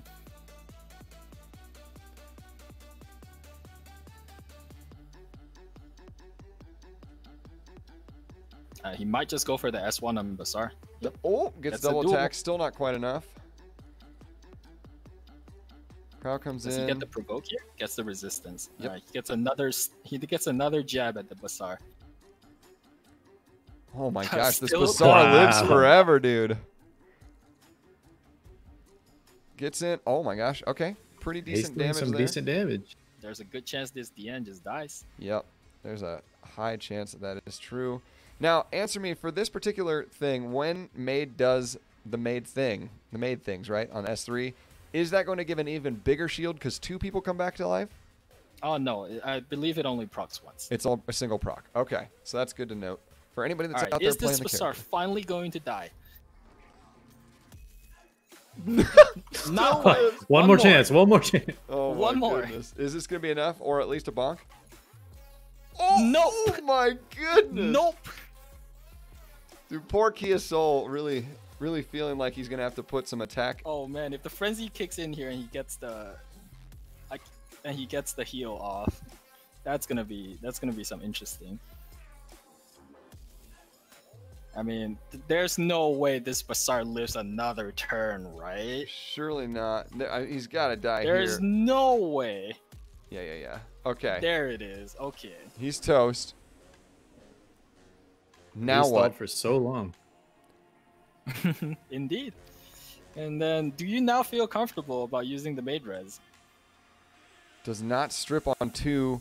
Yeah, that's a good question. And with the maid res coming in, would you have preferred to have waited for the Alencia to go after the maid res just to make sure to get some defense buff up on your other character, being that there's not a whole ton of damage on the other side, or was that the smart play? Goes for the mid res. So now we get this fat barrier. And then I believe, does BM Hayes have his S3 up? He He does. does. All right, he gets the opportunity to execute someone. Maybe doesn't even need it on the S3. Could just go for the S1, just kill off the kid. There it is. Yep. I believe this DN does have her spells up, so this DN is going to live for a little bit. But as we established, ML Hayes does do finite damage, and he does consistent finite damage. So no amount of buffs that DN puts up other than barrier is going to save her from ML Hayes as long as he has enough. Super true. Also noted, the barrier that comes out from haste is only 1 turn. So it is going to go, I mean, it's as much of a pain in the butt as it is to deal with on that 1 turn. After they've attacked, they are back to kind of where they were before. So this will be interesting to see if Kia is able to turn this around. We are going to get an S2 to make them just a little bit healthier. And now we have to see if we can get some good dual attacks, or do actually S3 here maybe just to get rid of the defense buff. I think there is a line of play here where you try to weaken the maid so that she is within range of your ML Hayes scythe. Because if you can kill the maid with said scythe, you force the maid to res, and that in turn gives you another barrier. So I think he decided to go ahead and pursue this line of play. In fact, does get the kill, does get the revive, and beautiful. He pretty much got a free S3 off of that because the revival just went ahead and reset his S3. So he got like a nice big heal and a free reset, keeps the damage mitigation. Very good heads up play. Yeah, ML Hayes damage looking pretty respectable. Yeah, not bad at all. All right, do we just finish off the maid here with an S1? Nope, opts to S3 just to try and push them back. Hoping I think he believes in his Lilius damage. Yep. Yep, there you go.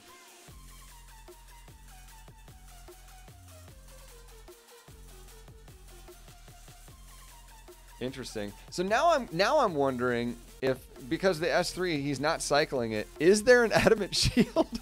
Did we miss something? Like, is there actually an adamant shield, or is he keeping it up going like I just want to be tanky? To get people within kill range, right? Because now you have 2 big sources of true damage, the big one in the form of Crow Horse, and the smaller one in the form of ML Hayes S3. Gotcha. Man, really putting a pretty amazing showcase on for ML Hayes today. Getting a chance to see it in this has been good. Really, really good. Yep. Like, he could potentially just rip it here, just get rid of the DN. That's what he's going to do. Does get rid of DN. We're down to just Alencia. I think it's going to be very challenging because the crowd, there's a good chance this crowd gets a horse off before he dies, right? And that Alencia is not going to be able to stand up to against that. So, very true. Wow. Yeah, wow. Wow sums it about up. Aether Bulge up 1 now. 1-0 to Kia Soul. Jeez. Aether, also a legend player. Where does Aether usually sit in the brackets? Because we were talking about how Code is sitting number 1. Aether's also up there, is he not? Or am I imagining things? I don't know if Lilac knows the exact number, but he faces against Code all the time, so he's got to be close. They're pretty okay. So I don't know the exact number, but I do think that Aether, I do know for a fact that Aether is a very respectable RTA player. Yeah. Very good with the game, very good with his unit builds, very knowledgeable and very experienced. It definitely proved very, very true in that last match. That was super, super good. Well, as they queue up for this next one, Kia Soul is now up against the ropes. He has one more game to stay in this. What are you doing to deal with that? I mean, honestly, I actually thought Haste was one of the more important characters for that particular draft. Would you guys agree? I definitely think that leaving Haste up against your maid can put yourself in a very precarious position. So not only did the Haze block off a lot of turns of maid S3 usage, he just, he knew, that right there is a showcase of a player who knows his units well. He knew exactly what range his S3 damage could do, and he made the S3 scythes look super clean. He knew how to play with the ranges of the skills, and he executed them, get the refreshes, took advantage of the maid's S3, turned it against her. That's huge. Very good play. Do you guys think, real quick before we talk about the rest of their draft, do you think if the Bazaar died 5 turns earlier, it would have made a difference in the outcome? I think if the Bazaar died even 1 turn earlier, would have made a difference in the outcome. That Bazaar was pretty funny, but also, I think there was consideration in building the Bazaar. Because that, you can laugh at it and say that the little Soul Weavers couldn't hurt the Bazaar, but that Bazaar lived against a Kayron. Yeah, he did. Right? A long time. Yeah, a long time. That was pretty amazing. Will we get to see that come out again? It looks like we're going directly into Destina as a second pick on Bulge's turn. What? Explain to me. I feel like I don't see Destina picked early in a draft like ever. Is this a big brain play that I don't understand? Probably. Explain. I believe that we might be looking at the Bruiser Destina with Portrait. S1s, Soulburn S1 does a lot of... No, I'm just kidding. I'm not sure either. The Destina here could be some sort of lock pick, but honestly, I can't really make sense of it without too much context. Right. So we have to just kind of see what that Destina how it's actually built. He might just be, showing off his Destina. I mean, the Destina skin looks pretty sick. And Agreed. No reason not to show it off. That's true. Good point. Kia does get the Kayron again. Again, we didn't get to see Aether pick an all-blue team, but he knew it was on its way. He knew it was coming. So now what is his rebuttal? Holy. Dewey Corvus, come on, baby. Pick it. I want to see it. Robbie? It makes some sense to the Destina. Are you going to do it? Okay, doesn't do it. Damn. The Corvus is looking a little bit different. So that one's more... So now we're looking at a significantly more bruisey comp on Bulge's side, as well as, honestly, it's relatively bruisey on the other side, too. It'll all depend on this last pick. Oh my gosh, the disrespectful Aether pick. Do you pick Aether into Aether? I don't think so. I wouldn't expect it, but does it happen? Double Aether, double Robbie. I mean, we just got a second pick Destina. Anything can happen. That's true. That's very true. So he does end up going with the Fighter Maya. The bands here coming out. It looks like we're going to see... Well, I'm not going to say it just in case Aether's watching, and we're within the seconds of... Destina ban? You think Destina will get banned? No, I don't think so. Yeah, I was going to say... that would be weird. If Destina gets banned, I would be extremely entertained. Who do you get rid of? A Ravi? Regular Ravi? Gets rid of regular Ravi. Fire Ravi, yeah. Interesting. Okay. Time to load everybody up and see how this all shakes out. We're going into another slugfest with a lot of bruisers. Here we go.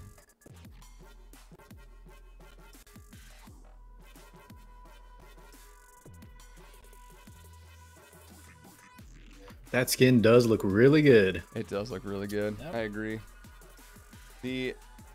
Let's see. So you go with S3 here. I think we're just going to see some tanking up probably coming for the next couple of turns. That would make the most ideal sense in the moment. I am very much looking forward to what this Destina brings to the table. And to be honest, second picking a Destina just like that is quite the feat. Man, I mean, maybe it will be built a certain way that we're just not expecting at all. Otherwise, dare I say, is it disrespectful? Was it intentionally disrespectfully chosen, or is it actually a pick that makes a lot of sense? Because at this exact moment, I'm also struggling to see why so early. I mean, if this Kayron ends up S3ing the Destina, then we know that the green bait worked out, right? True. I mean, all right, I'll give you that. I'll give you that piece. So but we're gonna see what this Kayron does here. Although the skill nullifier does make it quite unattractive. Agreed. But that's a surprising amount of damage that was just poured into the Kayron, despite having defense up. So that FCC is quite the monster, I'd say. Agreed. Yep. So this is definitely not going to kill. Does do some pretty significant damage, though. That looks pretty good. All right, so does he fish for a dual attack here? Because if he does get FCC within 30%, that F Maya is looking not quite 30%. Do you think he rips the S3 here anyway? That's a good question. He's shown earlier he kind of just lets it rip, and he does. does. Rips He's going for it. Is that going to be enough? I don't think so. Not enough. Nope. No, unless Aether changed it. That's a 29k HP. Oh my god. And it lives. That's why he goes so much HP. Like the Bazaar last match. Is this the story of Aether Bulge living? It's been this way so far, dude. Is it just like it feels just like a tier up? Like it feels like another tier of gear play. quality, right? Yeah, exactly. Holy All moly! Right. That's why he picked the Destina, because he foresaw this turn right here. And so we can all see the skill. Exactly. This is the biggest. Did you notice I like the Destina's on the bottom? Today. Wow, dude. I mean, I know you're being relatively facetious, but like, holy cow! Like, how does one even remotely even try to predict something like that? Like, how could you have known that was going to be that survivable? I mean, I'm sure that I would guess that FCC is probably, because typically now a really solid FCC is sitting around like what, 30k HP? Is that pretty common? I think 30k is quite a big number, right? But I think it's also extremely impressive how much just raw defense this FCC must have. And it also has high crit as well. Right. So now it becomes the question of do we pile onto this FCC? Like she looks very low, but is that potentially just a bait? Man, I guess we're gonna see here soon. Gets that okay. Because you have to remember, for every hit you're hitting the FCC, that's a hit that you're not hitting the APOC. Yep, just like the Bazaar last match. Yep. I mean, Aether Bulge clearly did the homework on this one. He mathed it out. He knew exactly what he was doing. I would agree. There must have been a pretty thick spreadsheet for this one, I would guess. Yep. He needed exactly those values. 13 goblins stood no chance, so... That's so funny. Playing into the trolls. Ha! You got it, chat. You're welcome. Oh my gosh, okay. Gets that, but does get rebutted back. All right. At this point, are we just watching it whittle down at this point? Because it's feeling pretty dire for Kia Soul. I'm not really seeing a lot of options and opportunities for him to be able to jump in. Every turn that passes, we've got more and more health on that FCC, taking it further and further away from another chance of getting home run all-starred out of the park. Well, I mean, the APOC is looking pretty hurt at the moment. Agreed. So, if you can take out the APOC, there's a good chance that, oh, never mind, just kidding. No crit. What is do we have S3 here, or are we still waiting? I don't know. My question, stupid level up cup thing in the way at 2 turns. Okay, so it looks like he is gonna. Yeah, that makes sense. That's a good burn. Smart burn. Keep the character alive just long enough to be able to go. If I have to get a good heal off, I can get it really, really soon.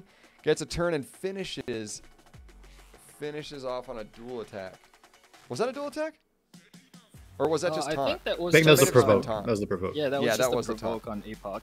Holy cow. Yeah, we're back up to... remember when that FCC was close to dying? What happened? Yeah. Why is dude, I was there, dude. So green right now. My goodness. What even happened? Turn around, look at the chat, look back. FCC is almost full HP. Yeah. Oh my gosh. So I think at this point, we're to the point where it's just going to be a slow chip down for Aether at this point. It would be very, very difficult at this point for Kia to see a turnaround. And honestly, other than the semi-trolly Destina coming out, do we really have an idea of all the things Aether can pull out? Because it doesn't seem like he had to diversify all that much to be able to have a very similar amount of showing in that second game. Oh, I mean, there is the case to be made where, you know, Aether being a very smart and experienced player, he had a lot of time to prepare for the match. He had a lot of time right before this to, you know, study up and think about what are going to be good strategies versus his opponent. So I think, you know, he must have taken some of that time and, you know, thought about how to play around his prospective opponents. And, you know, it shows. You know. Yeah, it really does. Pick some really weird stuff like Destina's second pick. You know, something is afoot here. Especially Definitely. knowing that you're going to get Kayron further in the draft, like such an interesting. Like to me, it feels trolly, sure, but for I just don't know. I think it's half spreadsheet, half disrespect. A little bit of both.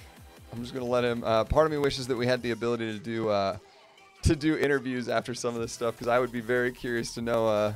If for nothing more than a little bit of a friendly banter back and forth. But that's going to be it there. Aetherbulge taking it 2-0 over Kia Soul. GG's, guys. Very, very well done. We're going to hand this back to the analyst desk before we go into our, I believe, final match of the night. Take it away, guys. Thank you. And definitely some long matches there. Some people in chat probably, I don't know if you guys remember match 1 already at this point, but match 1, just to recap on that a little bit. ML Haste, as we saw, definitely was the MVP, I would say, on match 1. Brought a lot of pressure onto Kia Soul's team there, not letting Kia Soul really use Mei Chloe's skill 3. And just when she did use the skill 3, we saw how potent or how difficult it was to end up killing the team there. Not to mention the Bazaar. The Bazaar lived so many turns through so many bonks that I would say the Bazaar is a champion. He's a legend, sir. He's a legend. Yeah, that honestly, I was taken aback by that. I didn't think that Bazaar would live through all those turns, and Kia Soul will have to wait so many turns just trying to get rid of a Bazaar there. But I guess for sure, Lilac already mentioned this. The way Aetherbulge used ML Haste was impeccable. Killing the Mei Chloe, getting the barrier, and then getting the skill 3 reset for ML Haste again. Just letting the ML Haste slowly chip away at the team, and knowing exactly how much damage his ML Haste could do, and finishing off each of the opponents, capitalizing on Mei Chloe once she did have the revive buff there. So, given that said, Bazaar, ML Haste, definitely the round 1 MVP there. And on to game 2. Once in love, Tyler. What are your thoughts about game 2 there? Game 2 is interesting. So there's a couple things. At first, I thought when the Destina was in game, I thought the Destina actually didn't have a piece of equipment, and I was like, wow, he's literally disrespecting him. But then I noticed at the end he had the skill 3 equipment. That Destina had no health, and it healed for nothing. So I assume it's like crazy high ER or something, because it was also kind of slow. But I mean, that was pretty wild. That was pretty wild. The confidence to be able to like second round pick a Destina into literally no debuffs is just something else. I have never seen someone do that so confidently and so effectively. But I do think that the double Ravi to finish off was like a big seal, because I don't think there's anything that Kia Soul could have picked that really would have won it out. Going into that with Crow, Alencia, Dan Kayron, he didn't have enough damage to actually deal with both Ravi and a Ravi. Either you get the single target that revives, or you get the unit that you hit 3 times and it stuns your whole team every single turn. So overall, I think Aetherbulge had great drafts. The drafts were absolutely amazing. Thank you. Yeah. It was kind of funny. The longest time we were just talking about Destina has no exclusive, but in the end we realized it was on skill 3 there. But yeah, definitely really good rounds there from, I would say, Aetherbulge, taking his time, knowing exactly what his units can do, and then slowly killing off the enemy team 1 by 1.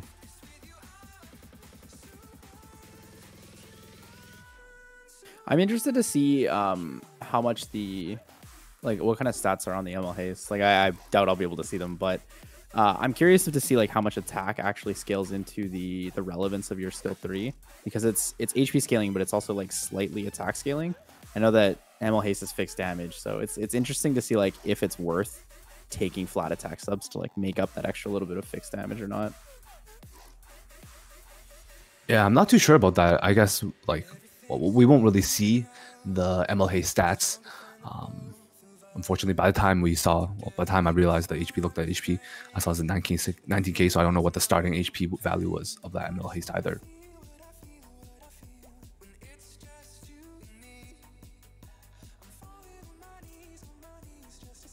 And our last match here is going to be Careless versus Huge Yang. Yes, Huge Congratulations, Yang. you got it right. Nice job. What are you guys' thoughts on this? I mean, not to be biased or anything, but, you know, I'm rooting for Careless. I'm interested to see if Wang tries to, or Yang. Yeah, you got me doing it now too. God. I'm curious if Yang is going to try to cleave Careless. We all know Careless has phenomenal gear, speeds, stats, everything, great drafts, a lot of opportunities, possibly multiple units on multiple builds. So I'm interested to see if Yang feels he's able to try to cleave into that, or if he's going to go for a more like bruiser approach to it and play safer. Yeah, it'll be interesting to see, because we know Careless has good gear and all. So it'll be interesting to see if Huge Yang decides to cleave Careless or not.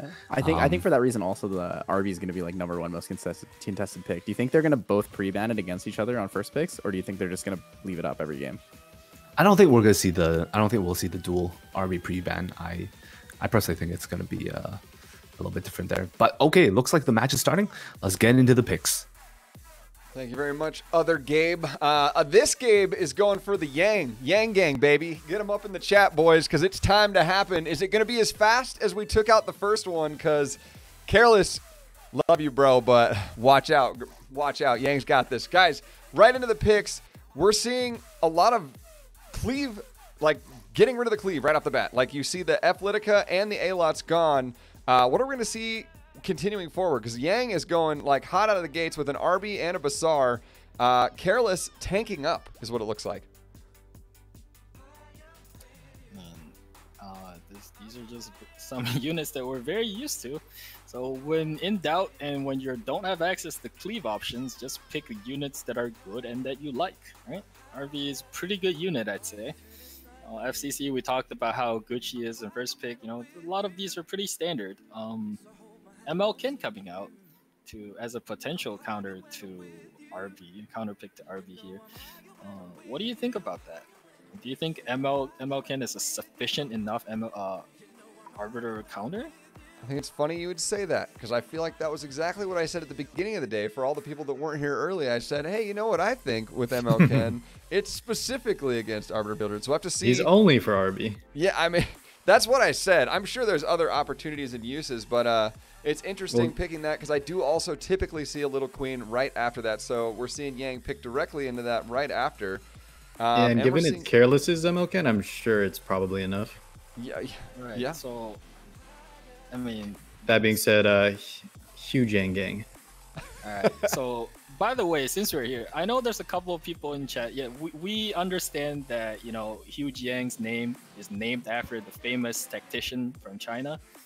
But it's just so much fun to say Huge Yang. I mean, come on. Yeah. So don't worry, we're not idiots, but it's pretty great. So we get the ban on Bazaar and the FCC.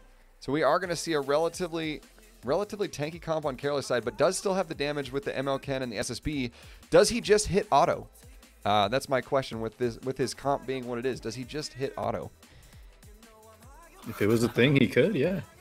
Oh, man. Smilegate, if you're listening. Is there an auto? I would like that feature. You simply spend in your entire turn just emoting, right? And then you're pretty much autoing at that point. Yeah, I mean, you basically, and to all the people in chat who don't know about the auto comps that exist in Champion and above, a lot of it tends to come down to you're just expecting the rebuttals from the SSB to do the work, as well as the rebuttals from Ken, on top of the fact that they can all just spam their S3s and we're just not worried about it. They can kind of just do it in that order. Is that possible to do against what Yang has drafted here? I mean, the careless MLK started out by just dodging the RVS1, so he's got that going. He dodged that RV hit better than I dodged all the gift subs earlier. Nice job, by the way. Yeah, so we're gonna see Seedom do not enough damage and pretty much bring Crowd to perfect horse range. Oh man, is he actually just gonna get auto comped here? It's very possible that we do. It's weird to see, especially since I almost don't even know if I would have noticed that it was an auto comp until I banned and then was like, oh crap, I just left up auto comp. What am I doing? What did I just do? What have I done? Might die here. Oh man, I think the crowd's gonna hurt. But does he go for it, knowing that there's an ML Ken sitting there waiting? He does not. And does not. But he still gets countered. No. Yeah. Oh my goodness. Not like this. Not like this. And now you see why the auto comp, it tends to be able to keep you in champion, boys. This is it right here. All right. Holy moly. This will be a finish off of the Crow most likely, but that's not going to be enough to be able to finish this off because Little Queen is looking low, doesn't necessarily have the health that she needs, and I'm expecting pretty quickly that SSB would be able to clean this up. We'll see here shortly. Yep, and now that the Little Queen has committed her S3, ML Ken is happy because he gets to live for however long that thing's not up. That's right. Doesn't even matter because he just straight up shows them who's the best. Just slam dunks it. GG. Big cleanup there. So GG's to Careless winning game 1. I'm just gonna say it. Chat.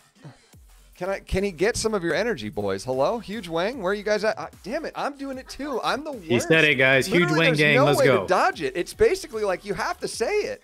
But for real, though, Huge, let's go, baby. Careless, nice job. Very, very good. What do we adjust on this? Being that this is the last game of today, and we know that whoever wins this is going into Aether tomorrow, what are we expecting? Are we expecting Careless to 2-0 this? Because he did kind of have a very clear strategy to finish up that comp. Essentially, what do you call the picks? The cleave comp is basically kind of the direction he was going. It was extremely decisive. Katie. So we'll have Katie. to see what Huge Yang comes out with here. I mean, if you can't we'll go back there in just a second. They still need a couple more Exodia. seconds. That's just not how it rolls, right? Sorry, say that again? I'm saying that you can't just sit there and let your opponent assemble Exodia because then they are just going to auto you. That's a very good point. So, what did Yang ban last time? Because that Elena looked like she did some work. She really did, and yeah, I mean, other than Fallen Cecilia. Was it false? Thank you. See. Oh, where'd that come from? Analyst, hello. Appreciate that. Yeah, good. So Fallen Cecilia was the ban out. Would it have been smarter to get rid of SSB or ML Ken in that situation, or do you just ban out the SSB and let the Fallen CC through? Do you think you have more luck then? Well, I don't think necessarily that banning something else would have guaranteed the win, but it sure definitely would make the match look a little bit closer, I'd say. That's fair. It would definitely have been longer. He actually just had no answer. He skipped out on 2 RBS3s because he was so afraid of hitting the ML Ken. And even then, the second one hit the ML Ken anyway. Which, yeah, that was pretty unfortunate. To watch, to go for the RB 50-50 hoping to hit the 50% of the team he wanted to hit and then not hit it is a bummer. That's a huge bummer. But if it was, I mean, if that is just an RNG thing, do you just go again? I mean, this is one of those like GG remake, let's go. And we go into round 2, maybe even round 3, kind of going with the same types of picks. Like if you're Yang right now, are you going with a similar draft or are you just going to change it up? He has to change something up here because that was just, it was too one-sided. That's fair. I believe it'll probably happen as well. We'll have to see here in a second. They are reloading their LD player. Had a little bit of struggle there. So just a quick question. If we're looking back, and I'm sure the analyst desk will talk about this too, we've got Tatsuni and Tryhard, first game tomorrow, as well as Jinx into Code, Big Boner into SnowX, Aether Bulge into either Careless or Huge Yang. Those are some big names about to drop like some serious games tomorrow. Which one are you guys most excited for? Because I know that these guys, I know that the analyst desk is going to talk about it, so I just want to hear your guys' picks and what you guys think is going to be like the game of the day tomorrow. You want to go first, Lilac? Sure. Well, I mean, these matches are going to be so high level and so close that I have no doubt it's all going to be great. But I am very curious to see what Jinx is going to do against Code, right? Because we know that Jinx loves his big damage, and we know that Code loves his big shields. So that's going to be a clash, and we're going to see, you know, if Jinx has the enough damage to pick apart what Code wants to do. That's a good point. I mean, that's going to be a tough one to actually see. We are going to the pick ban phase here. Kara, I do want to hear your opinion on that as well in a second. But you have a second to now think about it. So let's jump into the Battle of the Bulge. Battle of the Bulge. Okay, nice. No, so already expecting that whoever wins this one is going to be for the Battle of the Bulge. Is that just because? Is that just because of Careless? What are you even saying? Are you on the Yang crew? Are you on the Yang crew, bro? Huge Yang gang, definitely. Huge Yang gang. Okay, we got it. Confirmed. He's here for the huge Yang, everyone. Here for the huge Yang. Good stuff. Anyways, we are going in. We did get rid of the Elena this time around. I guess, do you think C. Armin is a similar style pick if you were to pick it? And do we even see the same stuff coming out? Because it does look like Yang is kind of flipping the script now and going, I'm going to take SSB, and I might try to auto-comp you. Oh, man, I thought that was going to be Soul for a second. I thought the same thing. I literally thought it was going to be Soul. We do get K-Run instead. So this will be interesting what his fourth pick ends up being. Because ML Ken actually is not I mean, if you leave up the Arbiter Vildred, ML Ken's not the worst pick here, right? And ML Ken definitely wants to be protected by invincibility, so that makes ML Ken look a lot stronger than he actually is. And to answer your question just now, C. Armin does manage to do that, but the thing about C. Armin is Elena is just so good for it, because Elena does have her passive S2, which can proc tome, give her the CR to be able to do what she does. C. Armin is just gonna have to rely on raw speed for that. Right? Yeah, and hope the speed tuning works out, right? That's a good point. And C. Armin doesn't heal where Elena heals. Please, dude, let this be a Blingo. We haven't seen a Blingo yet. No, Bingo's a good unit. Do it, I dare you. No, Blingo is a unit for RTA, like huge unit. I've seen Blingos with. Well, I've watched several people now do it with like Blingo Ludwig. Oh no, come on, dude. Now he's just trolling. He's baiting us, dudes. This isn't even real. There's no way. Please bait me. That would be an interesting choice into the team that Yang has got here. No Blingo, no LFL. That's okay. I mean, listen, there's a prize pool up for grabs. You don't risk it for the biscuit today. You just gotta take what's safe. That makes sense. I can understand. So what does Yang pick into this? We've got a lot of damage, some CC with the FCC, and a decent amount of heal with the Maid and Rez. What do you pick here as a final pick to kind of make this round us out? Super surprised that he picked Maid into the Bazaar. So I'm almost thinking that he's just straight up going to ban the Bazaar. Because if the Bazaar goes and lands his debuffs, the Maid does not get to play, right? Yep. So I think if I were Careless, I should be expecting that. So I'd be very surprised if he doesn't ban the Bazaar here. Does not ban the Bazaar. Goes for the A Vildred. Interesting. Okay, A Vildred, the SSB is gone. After seeing the bans, what do you think? Do you think Yang's got a chance to take this one back, or do we think Careless takes it all the way? Well, it's gonna be like some sort of stats clashing, right? And then the Bazaar is gonna go. The Bazaar is gonna do Bazaar things, and if that lands on the K-Ron, Yang is in a huge world of hurt. Does not land. In fact, doesn't even land on the Maid. Yeah, it doesn't land. So it didn't actually strip the Maid, nor did it strip the K-Ron. K-Ron more expected. So yeah, I would agree with that. Did we just see a Wondrous Potion Vial? I believe so. I think that was a Wondrous Potion Vial on the Maid Chloe. All right, that means, is this Bazaar going to also be the boy who lived? So it has to be a knife, right? That's why the Maid went for the... Oh my god. He is the boy who lived. He survives, makes it through. Now we've got an S2 followed up, so this should be a pretty sizable heal as well, plus a shield. I mean, whenever their APOC takes a turn, like, the K-Ron's gonna get real hurt, right?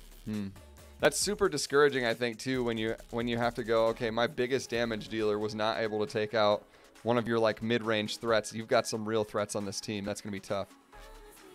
Does opts not to hit the Charon here? Slightly surprising, because I think that if you do get rid of, just kidding, it's because he knew he was gonna get the stun. Yeah. These Abyssal Crowns today, dudes. I'm gonna need one of those to come back in the shop. I need to get a couple more of them.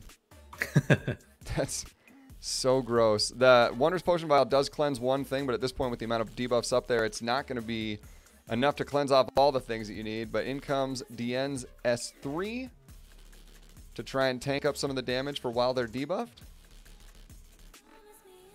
All right, does he get another crown proc here? That's the biggest question.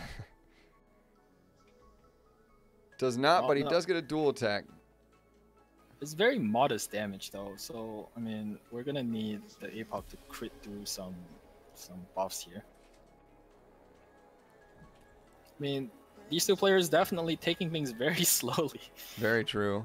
Which is sort of a change up from what Yang's been playing. So this is an interesting change up in his draft. So I at minimum love the idea that we're seeing something a little bit different out of him, but as well, it'll be interesting to see how much closer this is, or if there's a way for him to turn this game around on Careless. The unfortunate thing here is that Yang can't really turtle for that long, because no matter how much buffs you put out, the moment Basar gets his S3, there's a good chance that all of those buffs are just gone. That's true.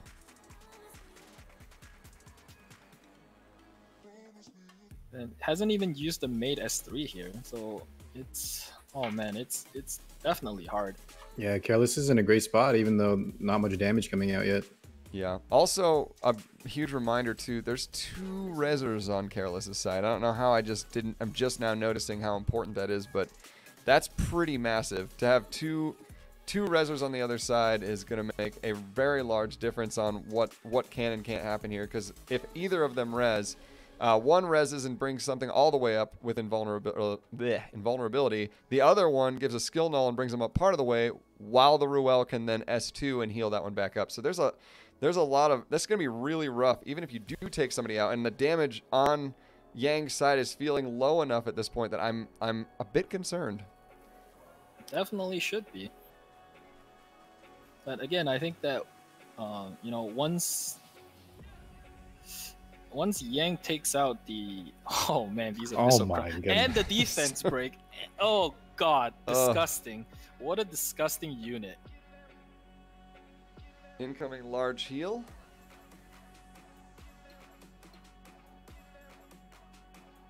Does he fish for the stun? Resisted. That can't feel good. That heavy. You capitalize on the defense break here. Oh, you for sure. Oh my goodness, dude! These Abyssal Crown. Was that a? All right. No, the crown was still there. One crit here. Oh, no. Oh my gosh. Okay. Swish, swish. All right. Is this enough damage to take out the Basar? Does look like it will be. But that touch, is it a touch of Rakos that just gave all that health back?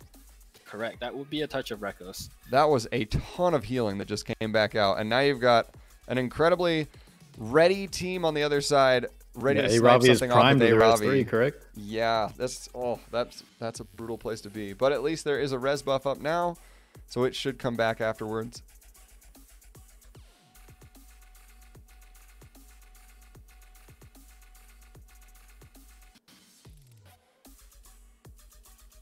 Careless decides to tank up and taunt the Charon.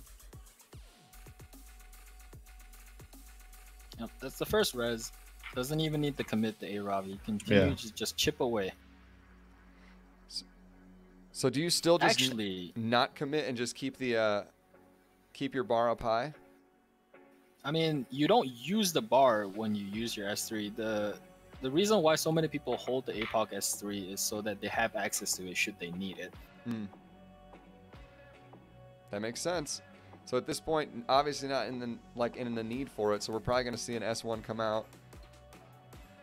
Doesn't chunk through quite enough. I will be completely honest. The frenzy is going to start kicking in very soon, and leaving up the Charon like this, you know, he hasn't even procced his immortality yet. The knife on the Charon will come in huge eventually if you just let him go. Like we're talking about frenzy 5 here.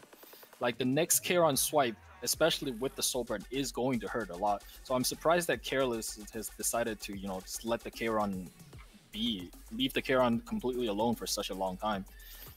I think it was all because of that defense break he got earlier. He tried to capitalize on it, and now he feels like he's stuck.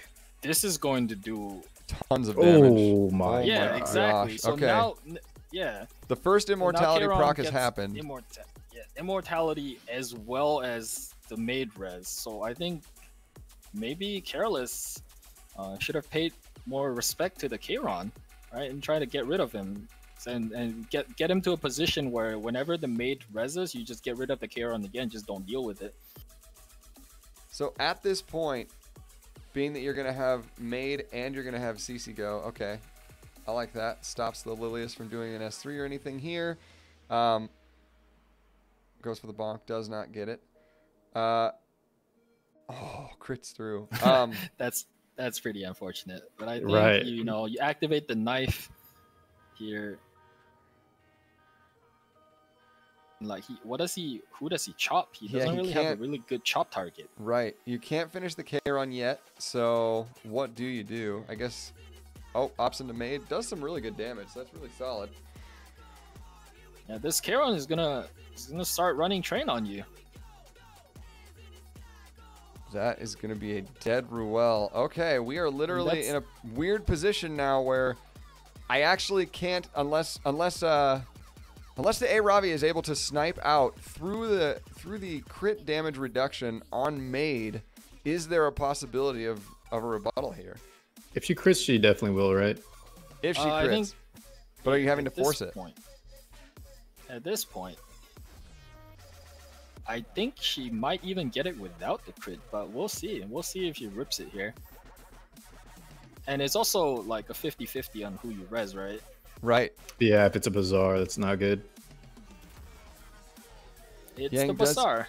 Does get finished. He does have it. That's 3 though. So if he lands it on the Charon here, that could potentially be huge. Well timed S3 coming back. This would be super. This would be one of those like, oh, he lands absolutely it. Disgusting. Oh my gosh, that's so disgusting. We have a crown counter on this match. No kidding. More than anything though, like this literally has a potential to really turn this around right here. Where we definitely thought Yang had it. In my mouth a little bit. Oh my gosh.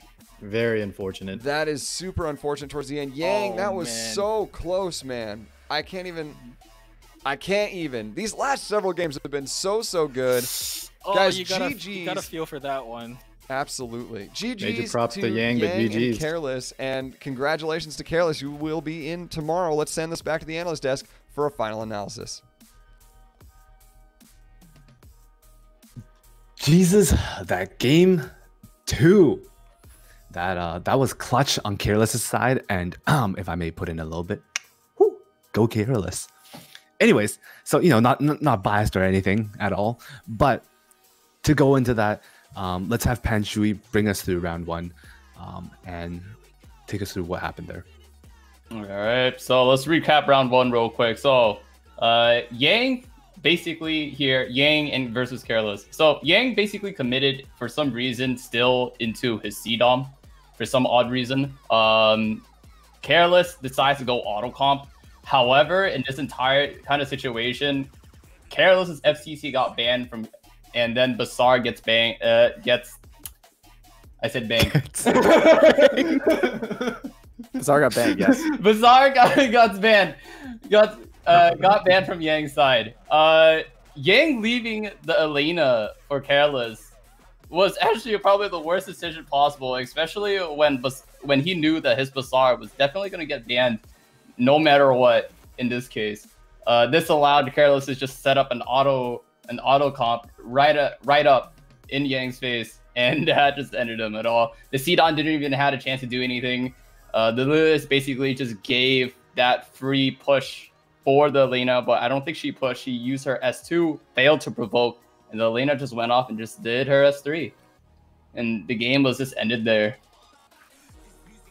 Thank you. And game 2, Tiber, let's take us through that exciting last game 2 there. I mean, what a game to end the tournament with. This half of the tournament. really good gameplay, really good decisions that were made by Yang early on as well.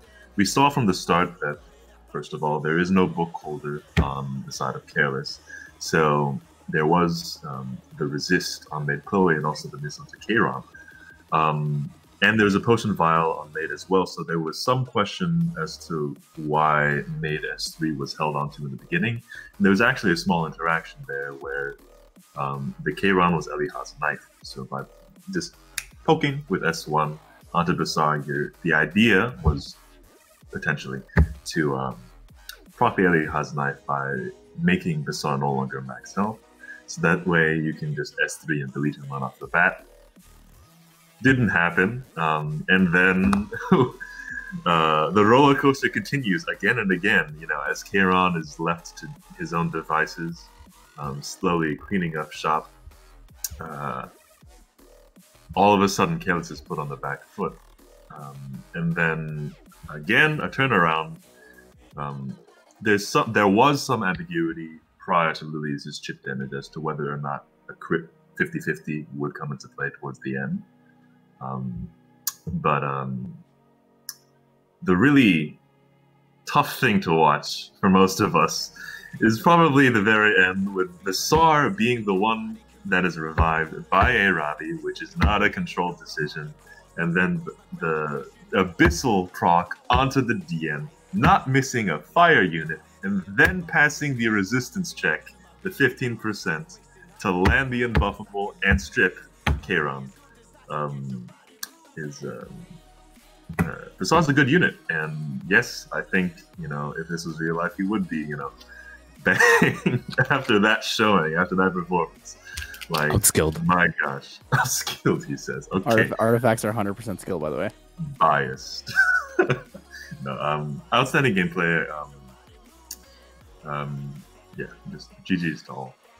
Yeah, I think definitely one thing was I feel like Yang, knowing Careless, how Careless plays, seen him play before, definitely had to take himself out of the comfort zone, knowing that it would be very difficult for him to actually cleave Careless. As we've seen, like in the past, every single one of his fights, he's kind of done some sort of like cleave, kind of pseudo cleave team. His matches just finished quickly. First time we kind of really saw him out of his comfort zone, running bruisers and stuff like that, and we saw a bit of difficulty there. Seems like it wasn't something he was very used to. But on that note, very good fights from both Yang and Careless. Congrats, and we have lots of amazing matches tomorrow coming back. But with that said, I'll give it back to Ark, and he'll end it off, and we'll definitely see you guys again tomorrow. Thank you guys very, very much. Hey, real quick to the chat, I just want to thank you guys so much for being a part of this. This has been an amazing first day. Thank you again to Carr and Lilac. Thank you guys so much. It was a pleasure to cast with you guys. Thank you to Tiber, Once in Love, Panshui, and Sky King as well. Such an amazing day. You guys have literally stuck through way more hours than this was supposed to be, so really appreciate that. Couple things, guys. Tomorrow we will be jumping into the quarters. The quarters, like the first match is going down for Tatsu Tryhard, Jinx Code, Big Boner Snow, and Aether and Careless. Those are going to be best of threes, and then we're moving into best of fives once we start getting into the semis. So tomorrow's going to be wild. Probably not going to be quite as long as today. We went through 16 things today, dudes. Y'all are crazy. So good. We are going to be heading over. Where are we going to, Katie? Class, dude, your favorite raccoon, everyone. We're heading over to Class Bosso after this, seeing him stream a little bit of Epic 7. Hope to see you guys tomorrow. Remember, cheer for your favorite teams. Thank you guys so much for being here, and we will catch you guys tomorrow. Peace.